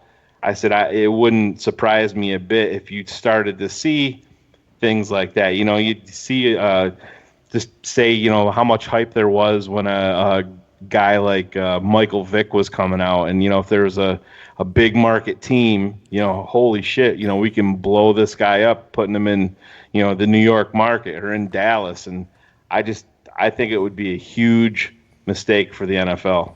Well, and they don't need it. Now, the reason that there's a lottery in the NBA is because teams were clearly tanking. It's a long season in the NFL. There have been some decisions made by head coaches and so forth that you could say that they were tanking, but it's not nearly the issue it was in the NBA. And it's the lottery still hasn't solved the problem. You still have teams tanking to get higher odds in the lottery. Don't go there. That's an absolutely stupid tweet. Who was that from again? At NFL Draft. It's the NFL's official NFL Draft. Oh my God, that's ridiculous. Twitter app. And I saw that and I'm like, I don't know. Hopefully it was just a little bit of, maybe taking a jab at the NBA. Maybe it was. I'm hoping it was. Yeah. But even to float that out there, I mean, there's been a bunch of Ben Albright, talked about. He's like, no, we don't want that. But there was a ton of people out there that are like, oh my God, yes, to make it blow it up on TV, and the teams that don't make the playoffs, put them in the. I just think it's open up a huge Pandora's box that they don't want to face. Yeah, I know that the NFL is always looking for additional revenue streams, and so they could package a lottery show and make some money off of it from some of the networks, Prime Time, ABC. Yeah. No, don't do that. There's other ideas out there where you can make more money. Don't ruin the whole NFL draft experience for us fans, because it's really, really one of the most fun things about being an NFL fan. It is. And it's perfect the way that it is. And in fact, one of the great ideas they had was when they moved it from New York and brought it to Chicago for 2 straight years, and now it's traveling across the country. Continue to do things like that. Don't ruin it. Don't. No. And I said it. Even I was not excited when they were moving it to prime time. I do my draft party every year, and we'd get up and have NFL draft morning breakfast. We'd have everybody over and just make a whole entire weekend of it, and it was great. But I totally understand it. You get 2 straight nights of prime time on Thursday and Friday, and it's. What did they have? 600,000 people. Over the 3 days there coming. Yeah. And when you think about it, they're going up to watch people read a name off a card. And you know what? We were right there for it and excited like we couldn't believe. You know what I mean? Just like you said, we're refreshing our timeline to get the latest info, and it's. I just hope they don't do anything like that, because I think it would take a little bit of luster off of it, because quite honestly, I don't trust when there's billions of dollars at stake. And there's going to be a big name involved. That's when you're going to see get caught with your hand in the cookie jar. They're trying to push this guy to we don't want him to go to Jacksonville. We want him to go up to we want him to go to the Rams, or to go to the Giants or the Jets or Chicago. Yeah, it's good for us, but it's not good for the league. I got a better idea, Shayne. They should have a lotto, but what they should do is pick the 7 worst NFL officials, and then put their names in that bubble machine, whatever it's called. And the name that you pick out, you go 7, this guy's job is safe. 6, this guy's job is 5, 4, 3. And then when you get to number 1, this poor motherfucker. you're fired. Not only has he lost his job, but we're going to castrate him on national TV pay-per-view. Put him. We'll send him to the CFL. There you go. Right? I love it.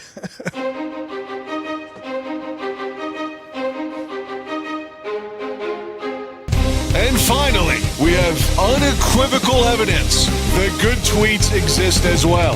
Drink up, Marflies. These are the best tweets of the week. All right. Well, Dan said tweets, but do you have one? Just the one. It's just the one good one. This one is so good it has to stand on its own, because this has been a guy that has made probably at least one appearance on every 100 proof show that we've done over the past couple of years. I don't know if you know which direction I'm going here, but old friend of the show, Phil Atoshin, would be very, very happy with this because Josh Katzenstein, and that's at J Katzenstein, sent out a tweet. It says, the New Orleans Saints are signing fullback Michael Burton per a source. The former Lions and Bears fullback tried out during rookie minicamp this weekend.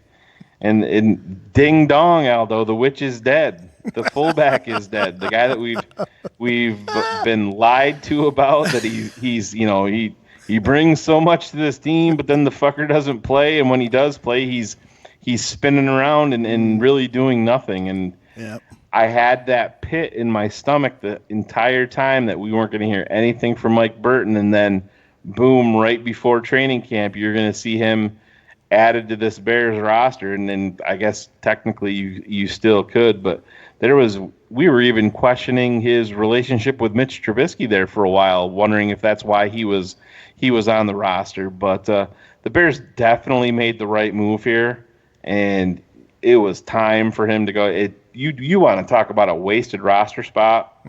That was Mike Burton. I mean, let's be completely honest. When I saw that come across my timeline, I'm like, oh, thank you. I took a screenshot of it, and I'm like, that's my tweet right there. That's a guy that we've been screaming about for so long. And I mean, we've had Bears beat writers on that have defended him. I think Adam Hogue. It's like, I would have been surprised if he didn't make the roster. And then I'm like, what? Why? We all watched the games. We all watched the everything. Watch and rewatch and watch the coaches film everything. And I've literally not seen anything that has stood out for Mike Burton on this roster. And is it the end of an era? I guess that's what we would say at this point. Yeah, you could say that. The end of watching a chicken without his head running around in the backfield and looking for somebody to block era. Yeah, absolutely. So, Mike Burton, have fun. Maybe. Well, I kind of feel bad. Maybe he took the roster spot that could have went to Colin Thompson down there in New Orleans. But I guess we should have talked to Colin about that. Maybe he ran into Mike, because they would have been teammates up here. That's interesting. In Chicago. But interesting. Josh Katzenstein, you are the tweet of the week. Yay, Josh! Thanks for delivering that news. And I do have to say this about Burton. To me, I could be wrong. I don't know, but this is just speculation on my part. I think that the only reason Matt Nagy kept him around, because Nagy is too smart. He's got to be looking at that tape and saying, this guy's just not going to cut it.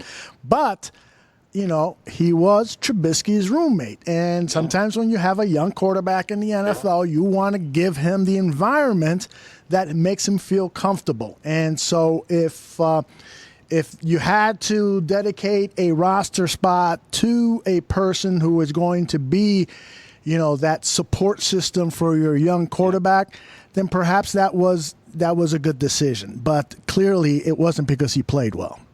Right, and they might be helping Mitch out again, too, because Mitch got himself a woman now. And if Mike Burton was living in Mitch's house, maybe he didn't know how to get rid of Mike. Be like, got my lady here now, boy. You're gonna have to find your own place. And Bears just like, all right, we won't re-sign him. So we'll do the work for you. Mike Burton is texting Mitch. You don't call me anymore. Did you change the passcode, bro? I can't get it. That is so good. It's so good to hear tweets of the week again, Shayne. Great job. All right, this next segment, Shayne and I had nothing to do with it. This is the product of the new and improved Barfly Tailgate Show. If you listened to the show last year, you know that Ryan Badgley had a segment called Badge of Honor, where he would highlight what a particular Chicago Bear was doing in charity efforts. Well, he, this year, is taking it to another level. Another reason why we're calling the show the new and improved Barfly Tailgate Show. This time, he's interviewing the player who's involved in the charity effort. And his very first guest is Duke Shelley, the 6th-round draft pick from the Chicago Bears' recent draft. And Bobby Bombs joins him in the interview. Let's go to that interview now. Shayne and I have not heard it, so it's going to be really, really fascinating to hear.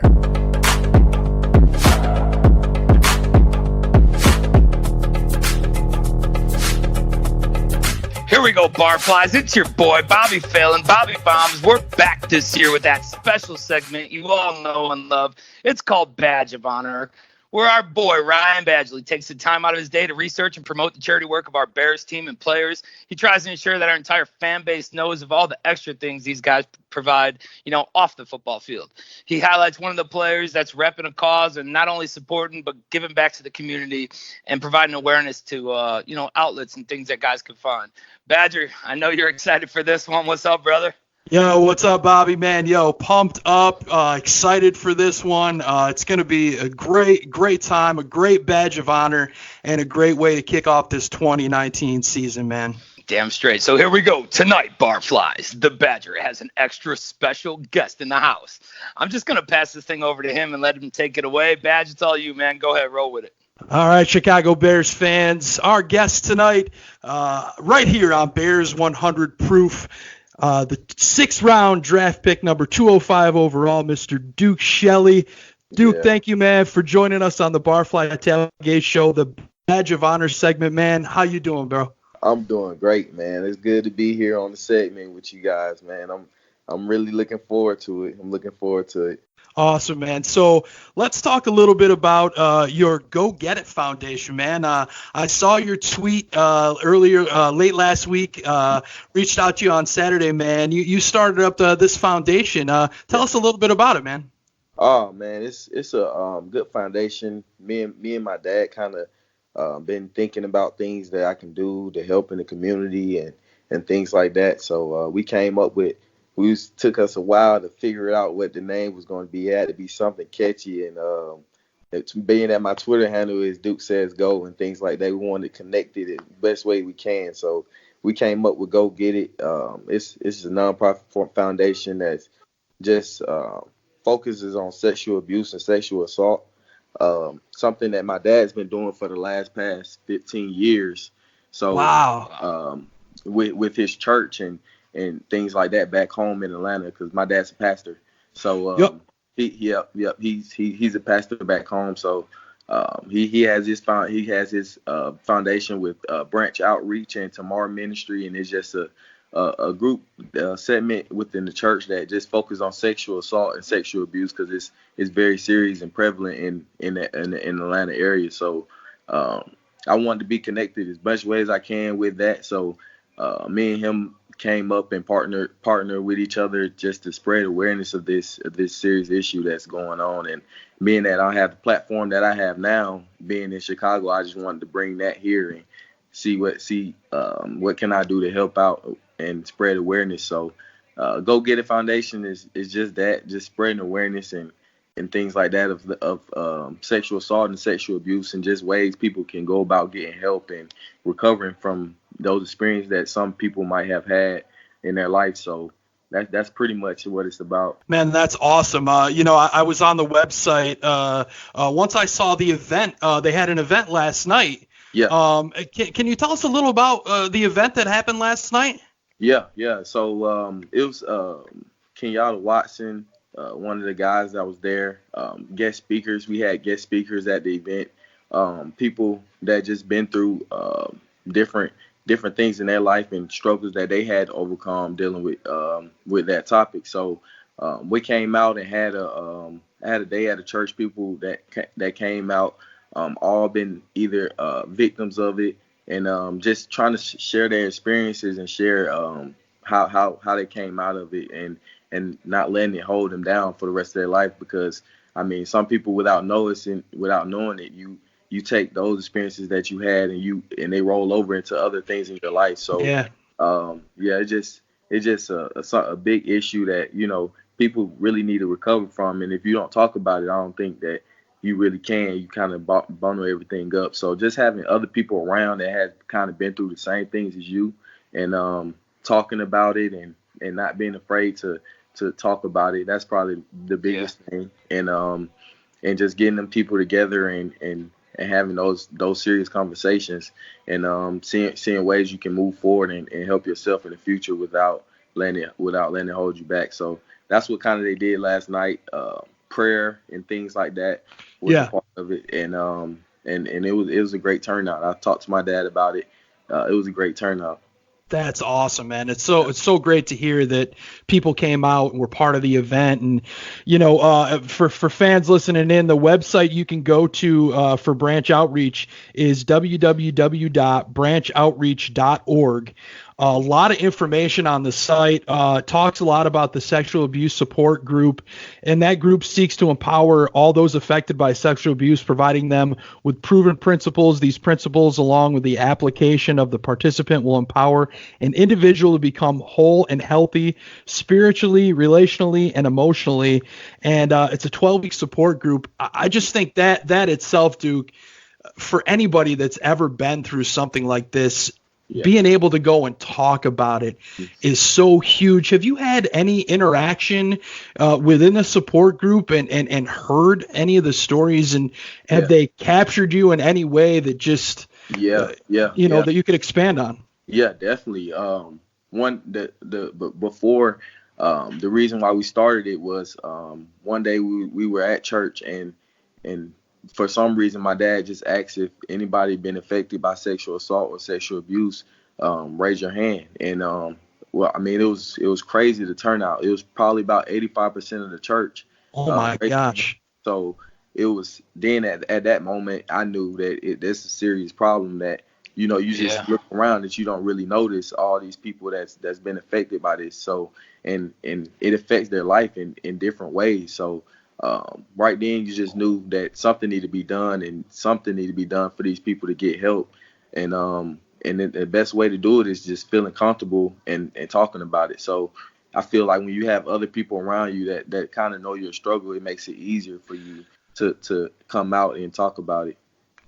Yeah, I definitely agree, man. Yeah, it says a lot, too, I mean, about the make of the man. I mean, senior's up there and he asks, and people are just willing to come forward and, to let that guard down and to come out and do it. And, I mean, and then not only just ask for help, but share their experience and work with each other to get through it, or to maybe it's probably something that you don't just get through, but you know what I mean? To at least be open and talk. It says a lot about what you guys are doing, man. Yeah, definitely. Just trying to help the community best way we can, and I feel like that's just a topic that just needs to be talked about, that we don't talk about enough. And exactly, it's just one of those things that people that have experienced it or may have went through those things, is just not comfortable with talking about, because you kind of feel like you're alone and you're the only one in that situation. But when you're around other people that has been through the same things as you and have those experiences, it makes it kind of easier for you to be more open and be more willing to seek help. And it definitely has been proven to work, and those people really, really come out different than it came in. So yeah, no doubt. Yeah, no question, man. And other than the support group, man, they do a lot of other stuff. They have an athletic department. I saw they have a cheerleading team that kickball. Kickball. Yeah, Okay. yeah. Oh, so I thought they were cheerleaders. So it's a kickball team that they seem pretty good, man. yeah. They actually won the championship last year. Yeah, they won championship with kickball. So it's a upcoming thing in the South in that area, competitive kickballing, and it's just something for women that come out and do to just clear their mind and just have fun, as a group and as a team. So it's just another way for people to just feel more comfortable. That's probably the biggest thing, just to feel comfortable and feel like somebody actually caring. And that's probably the biggest thing. So that's just one of the things that the kickball team does for those people. Yeah, and no question. And they have a drama department. Yeah. I also saw they do some prison outreach, which isn't necessarily people in prison, but it can be. Yeah. I mean, these are great things that your organization and Brand Outreach have put together, man. And such an honor, dude, to have you part of our show here, Bears Barroom Radio Network. And the fact that you're doing something, giving back to the community, that you are, just a pleasure for us to be able to get to talk to you about that. And this is something that we tried to really highlight. I feel like sometimes a lot of fans forget that you're a football player, but you're a person off the field too, man. And a lot of people don't think of that. So we try to do the opposite and let people know that, man, these guys are really doing things and giving back, and it's something positive that you're doing. And we just want to let the fans know that. And what can the fans do, Duke, to partake and help out your foundation, man? Right now we still working on it, being that it's new. We still trying to get everything situated and everything up and running to the full go. But I mean, you can definitely go on Branch Outreach Center and the website and tune in and be aware of what's going on, kind of what everything's about. But right now I'm working on the website and things like that that I should be getting here up running in the next 2 weeks, and just to spread awareness of this. I'm trying to transition that in Atlanta up here in Chicago, so I'm going through that now. So I feel like I mean the same things going on around the United States. So being that I'm in question now, I just want to spread awareness here as much as I can and do those type of things, the spread awareness the best way I can. So soon be on the lookout for some things. You're hitting the scene, man. You're hitting the scene already. I mean, it's all there, and these things take some time to get together. But 100%, man, we will obviously totally support it and everything that you're doing and pursuing, and all you got to just let us know when it hits, man, and we'll get that thing spread around. Not that you need any help, but you know what I'm saying? Like, we'll get that thing spread around for you. We even got one of our other guys, Trey Busy. He does a show called Let's Talk It Out. Yeah. And he does Let's Talk It Out. He has his guests on, and it's all different, problems or disorders or things that have happened, just all that stuff. And he runs his show like that. And it's just, just people helping people, man. And that's what it's all about. That's the biggest thing. People exactly. helping people. Yeah. Right. That's great. Absolutely, man. We appreciate you coming on Badge of Honor, man, to talk about this, and it's an honor, man, to have you be the first interview for Badge of Honor, coming on and chat with me and Bobby, man. And anytime, man, anytime you have something going on, you want to talk about it, man, we would be more than happy to have you on and spread the word, as Bobby said. And we can't thank you enough. And Bobby, I know you had some other questions for Duke. Maybe some on-field stuff. So we'll wrap up Badge of Honor, and Duke, if you're willing, man, maybe a couple more minutes of your time, I'll throw some questions at you and check that coverage real quick, maybe give you a little stuff. It's locked down. Yeah, all right. So here we go, man. Like we said, You already know we're excited to have you. Another ball hawk on the field, man. Mm-hmm. You're out there, and I know the expectation is that they're going to move you over to the nickel position. Yeah. Reports came out of rookie minicamp. I don't know if you pay attention or if you go, zero dark. Like some players that just go zero dark. They stay away from all the nonsense of social media. But came out of rookie minicamp. Of how you got that quick twitch. Coach Nagy said, "Oh, he got that quick twitch," and then and fast feet. And what is it that you're working on now to adapt to that nickel spot, knowing that, I know you got them quick feet, but you don't have that sideline working in your favor no more either. Yeah. So what is it that you're working on now to adapt to that nickel spot? Oh, man, nickel was kind of new to me, being like we said, I didn't have that sideline to my help. Yeah. So you have to be quick. It fits my skill set a lot. I feel like being that I am quick as I am and have fluent hips and things like that. But I've been working hard in the playbook. That's the biggest thing, just learning what you're doing so you're able just to play fast without thinking. And training, like I'm here now in Chicago now, just working out with the team and things like that, and doing extra stuff as I can just to try to put me over the hump a little bit. Me and Buster has been talking a lot. A lot. He's helped me tremendously since probably we got here Sunday, and we've been talking every day. It's Wednesday now. He's nice. Awesome. Few days. He's just been helping me out much as he can, and I can tell the knowledge of the game. You can tell he's a vet in the room, and he's had the knowledge of the game, been playing that spot for a while. So he's been helping me out a lot, trying to gain knowledge as much as I can from the vets around the team. Safeties, Eddie Jackson, and things like that, just gaining knowledge from him, trying to see what he sees and just learning as much as you can. You have the skill set to do it. Right. The biggest thing is just going out, knowing what you're doing and playing without thinking, and that's the way you be able to play fast. So that's probably where I'm at right now at the most, just trying to play fast without thinking and let myself take over. Yeah, the basic of knowing what you know and then knowing what you don't know. Right. Getting it from them people that you got to get it from. It's awesome, man. Sounds great. Badge, you got anything? I got a couple more. I can keep firing. It's all up to you, man. Yeah, I got one that I kind of want to go back to the draft a little bit. So you get that call and you hear your name that you're selected by the Chicago Bears, and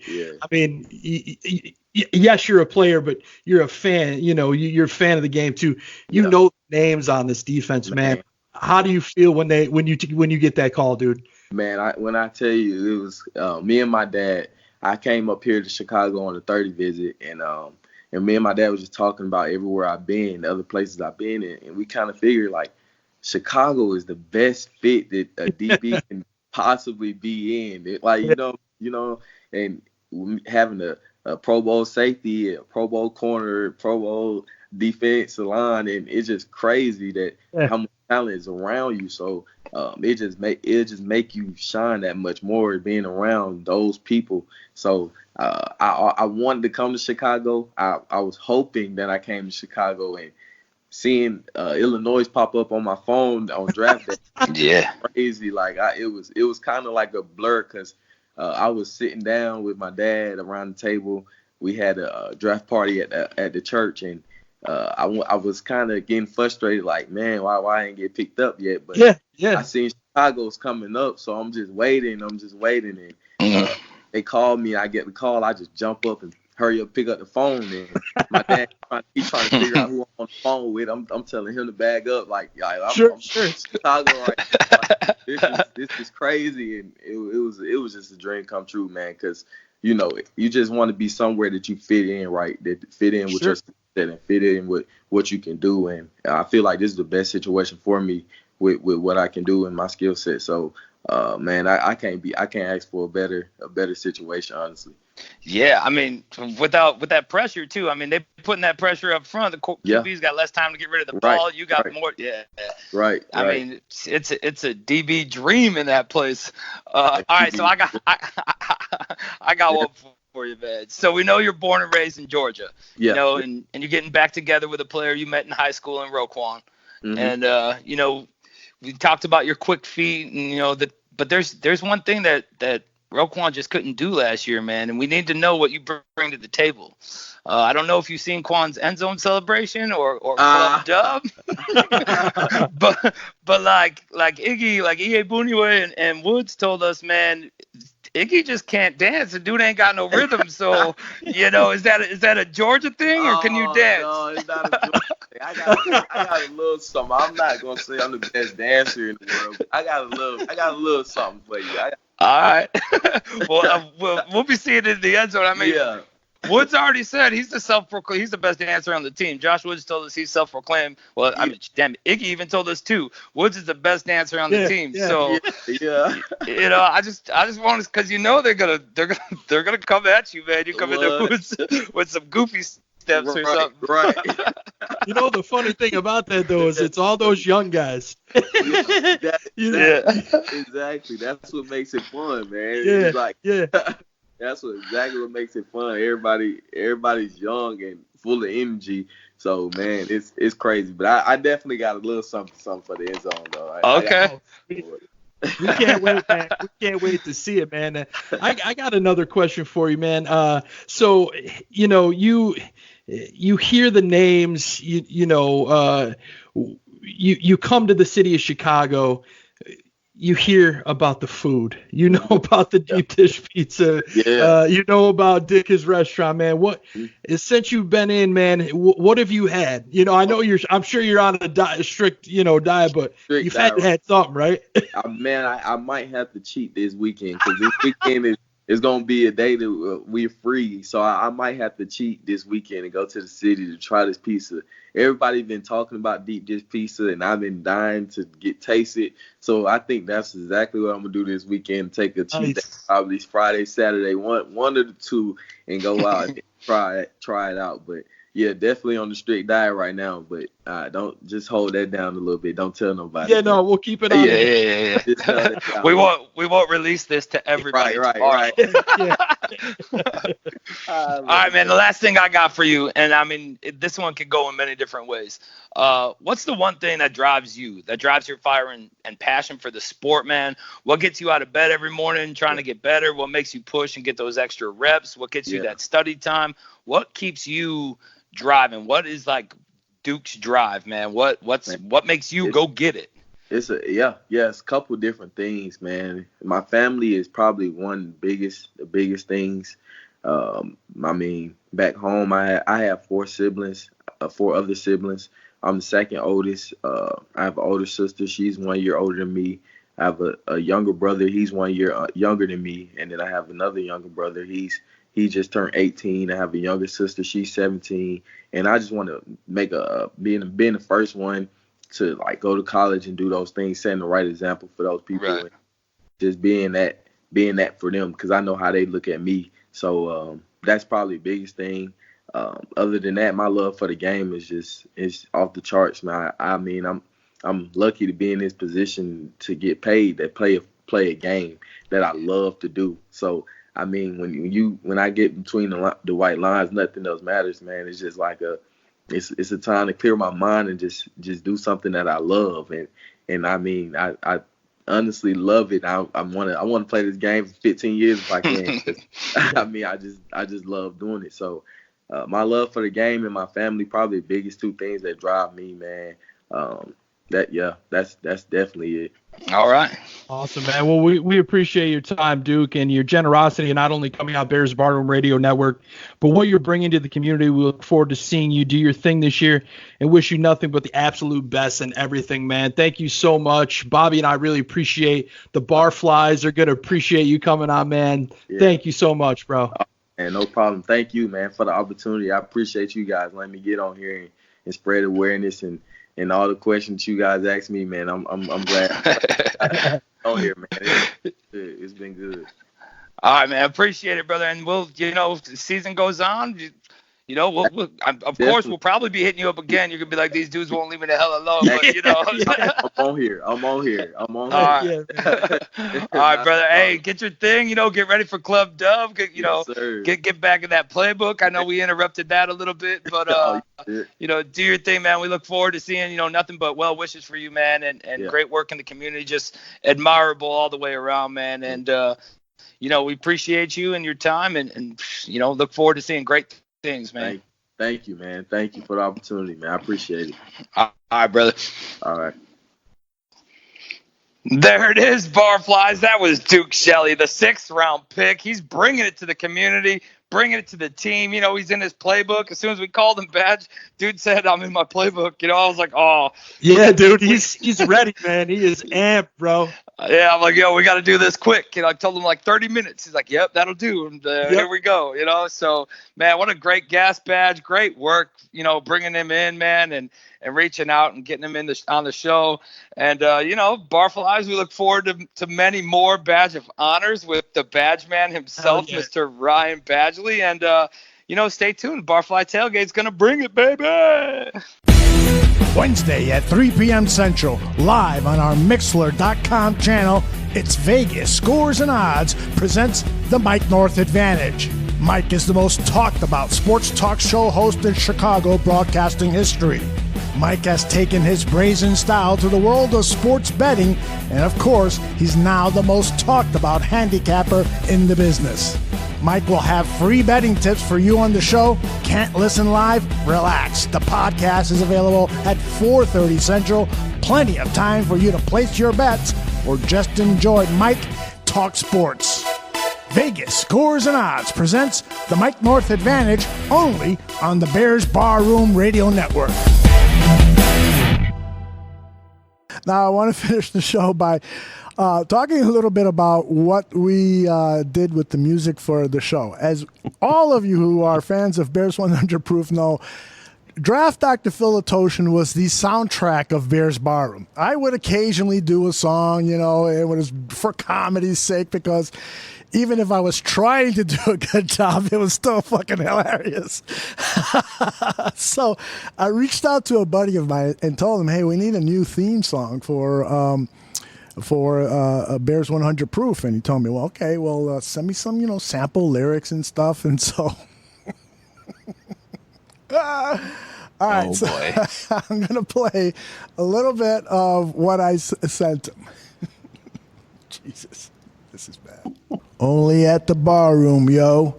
It's the show called 100 Proof. These brothers like to tear down the roof. Talking ball, ripping balls, everybody gonna have a ball. Pull up a bar stool, but got one rule, gotta love them Bears. If not, take them stairs. Oh boy, you don't sound white at all. So, God bless this guy.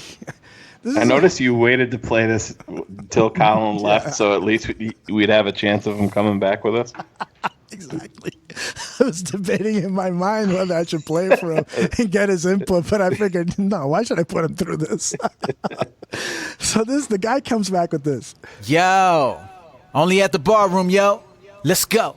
It's the show called Bears 100 Proof. We like to tear down the roof. Talking ball, ripping balls. Everybody gonna have a ball. So pull up a bar stool. But we just got one rule. You gotta love them Bears. If not, take the stairs. Now, I gotta tell you this. This guy took some really fucked up lyrics that I came up with, because Draft Dr. Phil would have hit it out of the park. He would have come up with lyrics that were much more, rhythmic and so forth. But he took my fucked up lyrics and he did a pretty decent job, right? Goddamn right he did. Yeah. Yeah. What's that? It's like having somebody that's a hot mess singing into auto-tune, right? That's exactly. Comes out pretty good on the other end.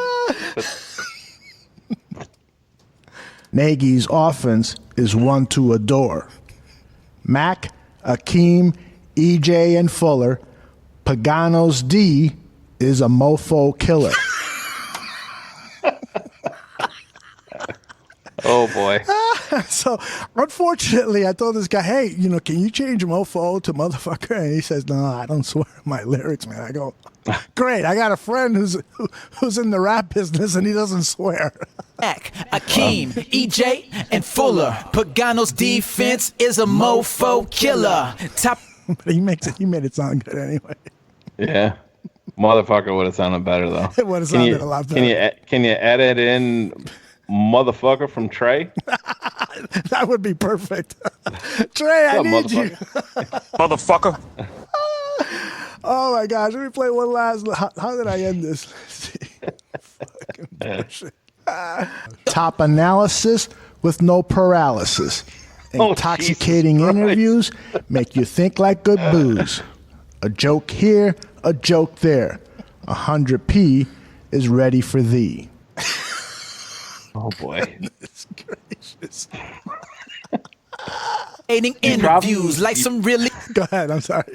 I was gonna say, you probably thought you had a little bit of swag and were feeling pretty good about yourself when you're sending it off. Maybe just a little bit. No, I didn't. Not even a little bit. Well, that's good. At least you weren't lying to yourself. I fully expected him to come back and say, dude, I can't fucking do anything with this.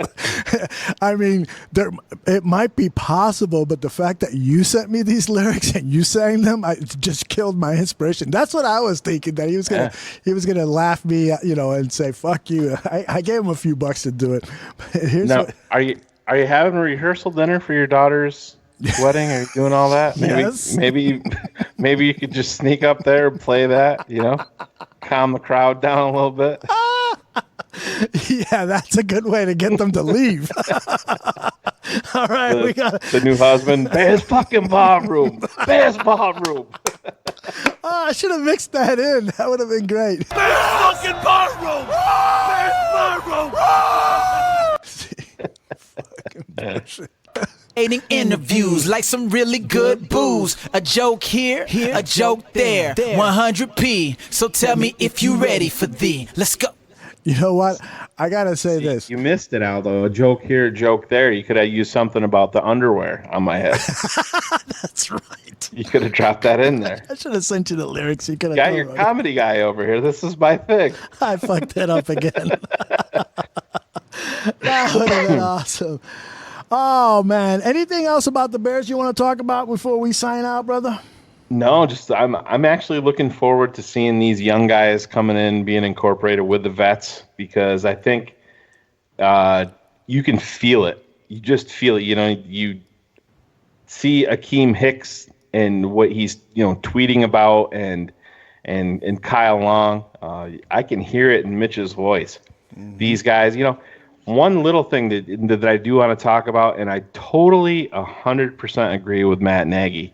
When he talked to the media, and I believe it was Rich Campbell, he's like, "It's all right. You can talk about Cody Parkey missing the kick.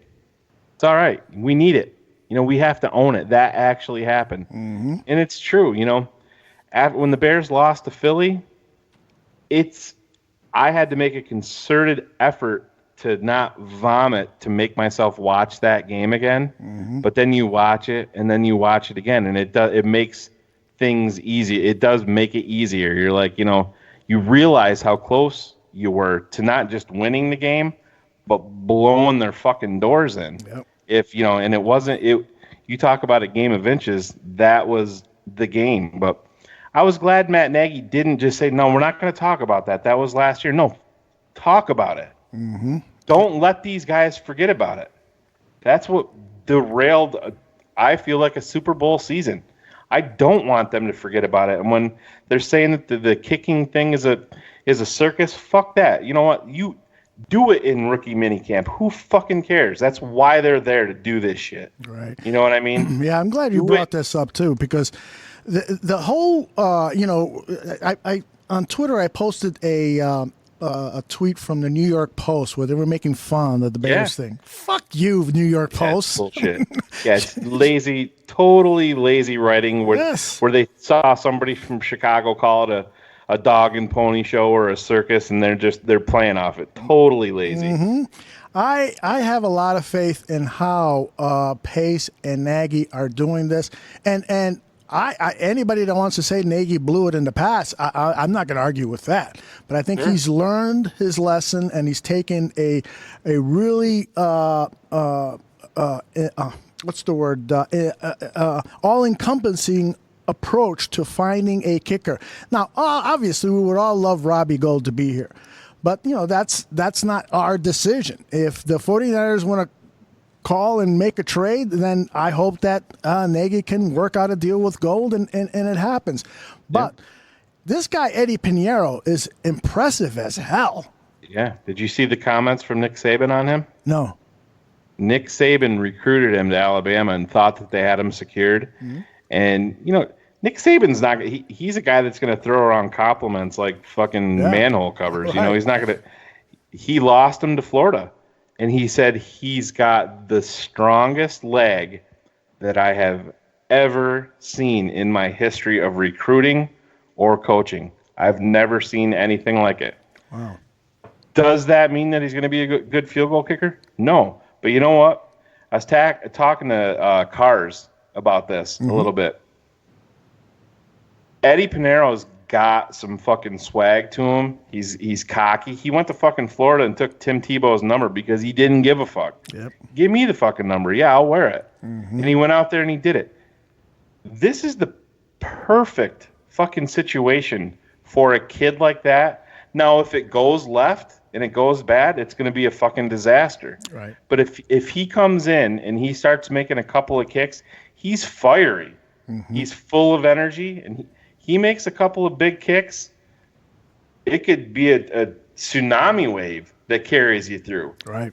Plus, you heard Ryan Pace multiple times talk about, even when he's talking about Chris Blewett and Redford Jones, you heard the ball come off his foot. Right. You didn't have to watch it. You heard it. Yes, of course, we're only watching some videos of Eddie Pinheiro right now, but there's no mistaking that the kid's got a powerful leg. And if he sticks on the roster past 5 games, it's a 7th rounder in 2021.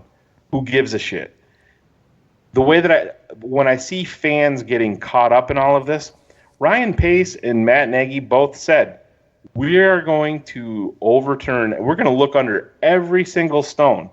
The only thing that Ryan Pace has not done at this point is draft a kicker. He's went to the AFL. He's signed multiple UDFAs. He signed unrestricted free agents, and now he's made a trade for a kicker. He's done all that. He's signed a young veteran. He's brought in a guy like Connor Barth that's been in the league. Brought in Mike Nugent, who's been in the league forever.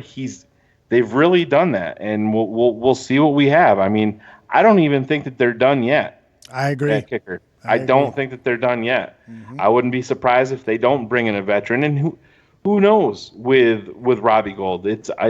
Part of me thinks that's like you brought up. Part of me thinks that might not be done there either. Mm-hmm. Things happen, so we'll see. But if you put a gun to my head right now, Eddie Pinheiro is, I think, the leader in the clubhouse. I listened to the Hogan Johns podcast. I think it's one of our favorite podcasts. I don't know if you heard the last one, but they were talking about the kicking situation, and Johns pointed out that Casey Bednarski, who everybody was falling in love with because of the name and the long blonde hair and so forth, he said that he thought that Bednarski was not offered a contract because a lot of his balls were coming out horizontally as opposed to end over end. It's not a good thing, man. Not in the wind of Soldier Field. No. Exactly. You could have a strong leg and kick 70-yarders, but that makes you too susceptible to having balls sail away from you, and so that explains that. But they also talked about the trajectory. You know, getting in. We saw that with Cody Parkey. You can say, "Oh, he didn't miss it; it was blocked." Well, bullshit. The guy that blocked that kick was 6'1". Yes. Come on. He didn't get the ball up off the ground. It's just, I mean, obviously, yes, it was off the ground, but it wasn't up high enough. Mm-hmm. So all of that matters. And you heard about the Bears putting those microchips in the football to track the velocity, the kick power, the trajectory, all of that. Hey, more power to them. Aldo, we talked before they hired Jamie Cole. I talked about it there on the show. I don't know why they don't bring in a kicking consultant or a kicking coach. These guys are we've heard Robbie go, I don't give a shit if you're a veteran or not. You've been to training camp. You see what the kickers and punters are doing. They're doing nothing. Nothing. They do their stuff. Bullshit. Right. Get over there. Jamie Cole better be putting these guys through stuff. I don't give a shit. Pat O'Donnell needs it. And one thing that I want to see from this when this all washes out, there better be a fucking kicker on the practice squad. There better be. I don't give a shit. If you want to say it's mind games or not, it should have been done with Cody Parkey. Every day you came to work, there's another fucking kicker right there. Yeah. That stuff matters. Yeah. That stuff matters, especially when you're a mental midget like Cody Parkey has really kind of proved to be. Unfortunately, yeah. Yeah, that stuff matters. Now, one of the intriguing things about Eddie Pinheiro in the scouting report that I saw on NFL.com, written by Lance Zerling a year ago, was that he handles pressure kicks with like if they're nothing. And you mentioned that just a little earlier. This guy does have a cocky streak to him that is the type of thing that you want to see in your kicker, especially a Chicago Bears kicker who's kicking under tough circumstances, who's got to kick outdoors and then got to go indoors and then face some good special teams. This guy has to be cocky. I have a gut feeling that we may have found our guy in Pinheiro. And how many times did you just know that it was going to be a fucking miss? Just by looking at Cody Parkey walking onto the... I'm not trying to pile on the kid, but you could just see it. You know what I mean? You saw it. You saw it as soon as they signed him. Yeah. You've hired and fired people. I've been in interviews before. There's some people that you walk in, I've been on an interview, and one of my guys that I worked with forever, the first thing that he would do when you came in for an interview, or if he was interviewing somebody else, he'd look down at their shoes to see what they're wearing for shoes. Because he said that would tell 95% of the time, that would tell the story about that person. If they were prepared, if they're going to be a good worker. And he goes, you don't think it makes a difference? It makes a fucking difference. Yeah. You come in with a beat up pair of sneakers to a job interview and shit like that. It's not a good look. Little things like that matter. And you want, Pinheiro's going to miss a kick. It's going to fucking happen. But you want him to have the confidence to be like, I'm going to bang the fucking next one through. I don't give a shit what the crowd is screaming at me. I don't give a shit what the announcers are saying. I'm going to go out and I'm going to bang the fucking next one through. And I think that the Bears are handling it the right way. I know Mike North made a comment, I think, said it could turn into a circus, but who gives a shit? Yeah. It's rookie minicamp. It doesn't fucking matter. This is when you want this to happen. Right. Remember when they're charting Jay Cutler's throws and Mitch's throws? Oh my God, they've thrown interceptions. Do it in practice. I don't give a shit. Yeah. That doesn't matter. Do that stuff in practice. Get it out of your system. That's where you work on your craft like that. And I don't know. I have no problem with the way that they've done it. Sounds good. I think it is time to play our closing music. It's been a long time. This could be different. That's right. I actually have the music looped for like 30 minutes. I don't think we're going to need 30 minutes for the shout-outs. Definitely not. This is hilarious. Sorry, barflies. I'm not talking about any of you fuckers tonight. Well, but do you have a shout-out or two? I got to shout out our boy Colin Thompson, man. He shows up and he brings it. Who knows what's going to unfold in his NFL career, and I wish him all the best, but he's a guy that I could see hanging around in the NFL, even if it's not as a player. He's very business savvy, and he's into that. He's the type of guy that, he told Ryan Pace, I want to be a part of this organization. I look at players like that want that. You can be a part of the organization and not be a player. He's a guy that, hey, do you like to scout players? Do you want to learn this aspect of it? Are you interested in, getting your feet wet in the front office portion of it? Yeah. And, we're seeing Daniel Jeremiah is a contender for the director of player personnel for the Jets. Can you believe that? That's amazing. And it sounds like maybe former Bear Joe Douglas might be the head guy, as GM for the Jets. And who knows? But that's where all this, Ryan Pace went to a job fair at New Orleans. And he's our fucking general manager now. So Colin, there's something special with Colin Thompson. Yeah. I'm not saying the football player. I'm saying Colin Thompson, the person. And he comes on here, he brings it every time. He's going places. He is going places. You feel it with you. He wears nice shoes to a job interview. He's that kind of guy. I think he does. Good call on that.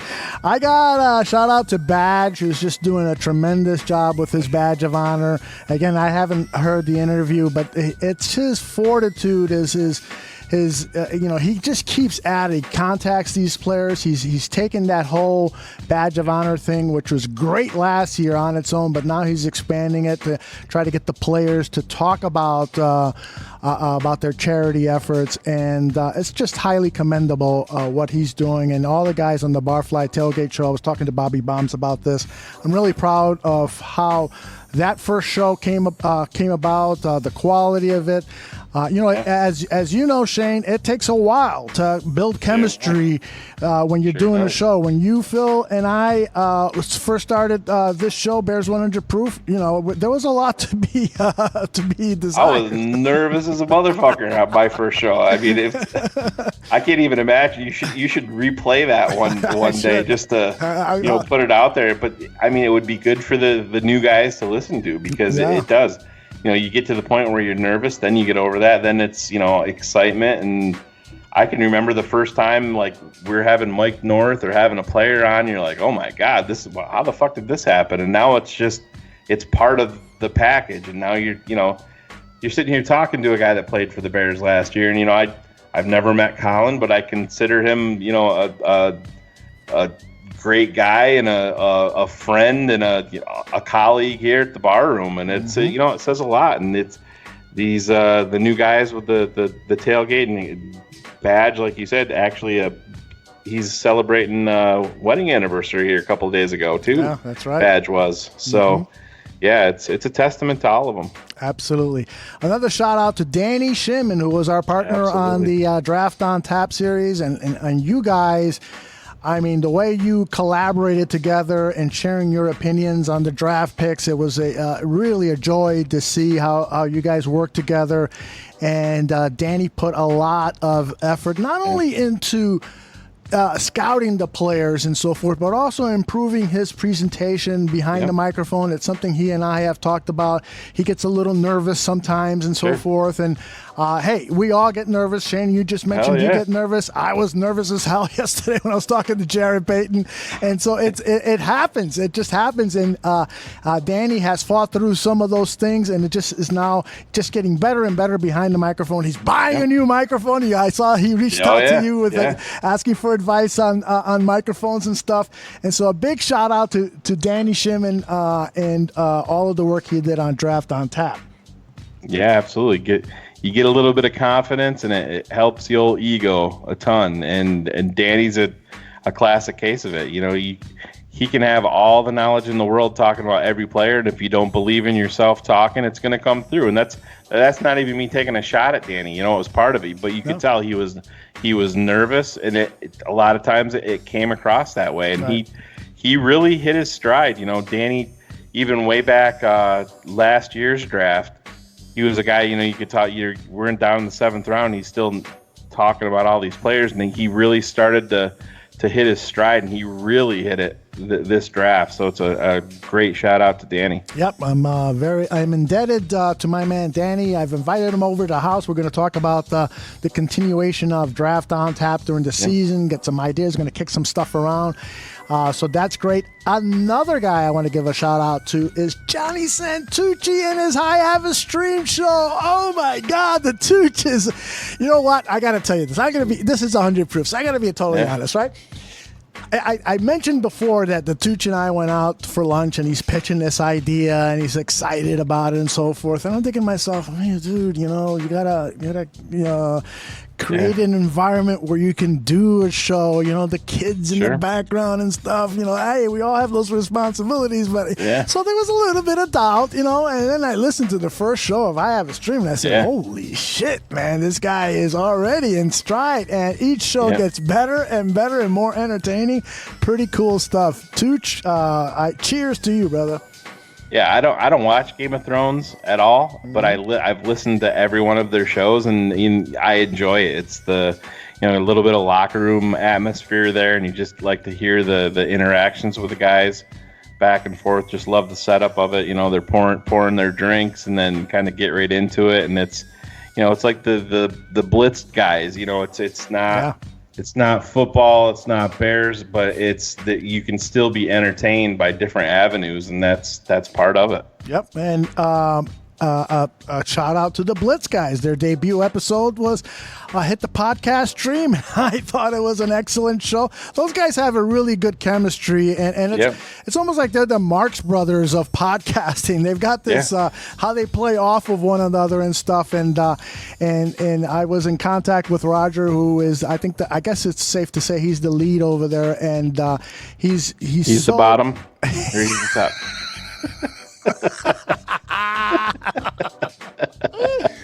And so he's totally invested in making every show better and better, and so they're off to a great start. If it gets much better than that, then they might have the most popular show in the network. So a shout out to them. And then my last shout out is to Joe Mandel. Joe is a very special person at the Barroom. And by the way, I'm leaving out a lot of special guys in the Barroom, but I don't want to turn into Draft Dr. Phil. I only have 30 minutes of music here. But just a special shout out to Joe Mandel. He and I, on Thursday, which is tomorrow, we're taping on Wednesday night, he and I are going to go to the Sox game. Nice. We're going to watch some Chicago White Sox baseball and talk some business. Because he's such an integral part of what we do. He has assumed so many responsibilities behind the microphone as a producer and as a co-host and so forth. So I'm looking forward to just spending some time with the guy. And, maybe I'll take him to a strip bar afterwards because he is getting married, right? So you might as well. Yeah, 2 scoops. Needs a little bit of cayenne pepper in his life, right? Absolutely. I'm looking forward to that, Joe. And that's it. Hey, man, this was fun. It was. Next week, we're going to have another mystery guest co-host. And who knows who could be coming in the door and doing Oprah Winfrey. You get Bear tickets. Get Bear tickets. All right. Remember, everybody, if you drink, please do not drive. And always bear down. Bear down.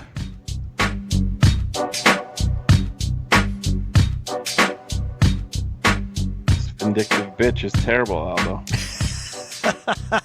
They are. Oh, you're talking about the beer? Both. Great job, brother.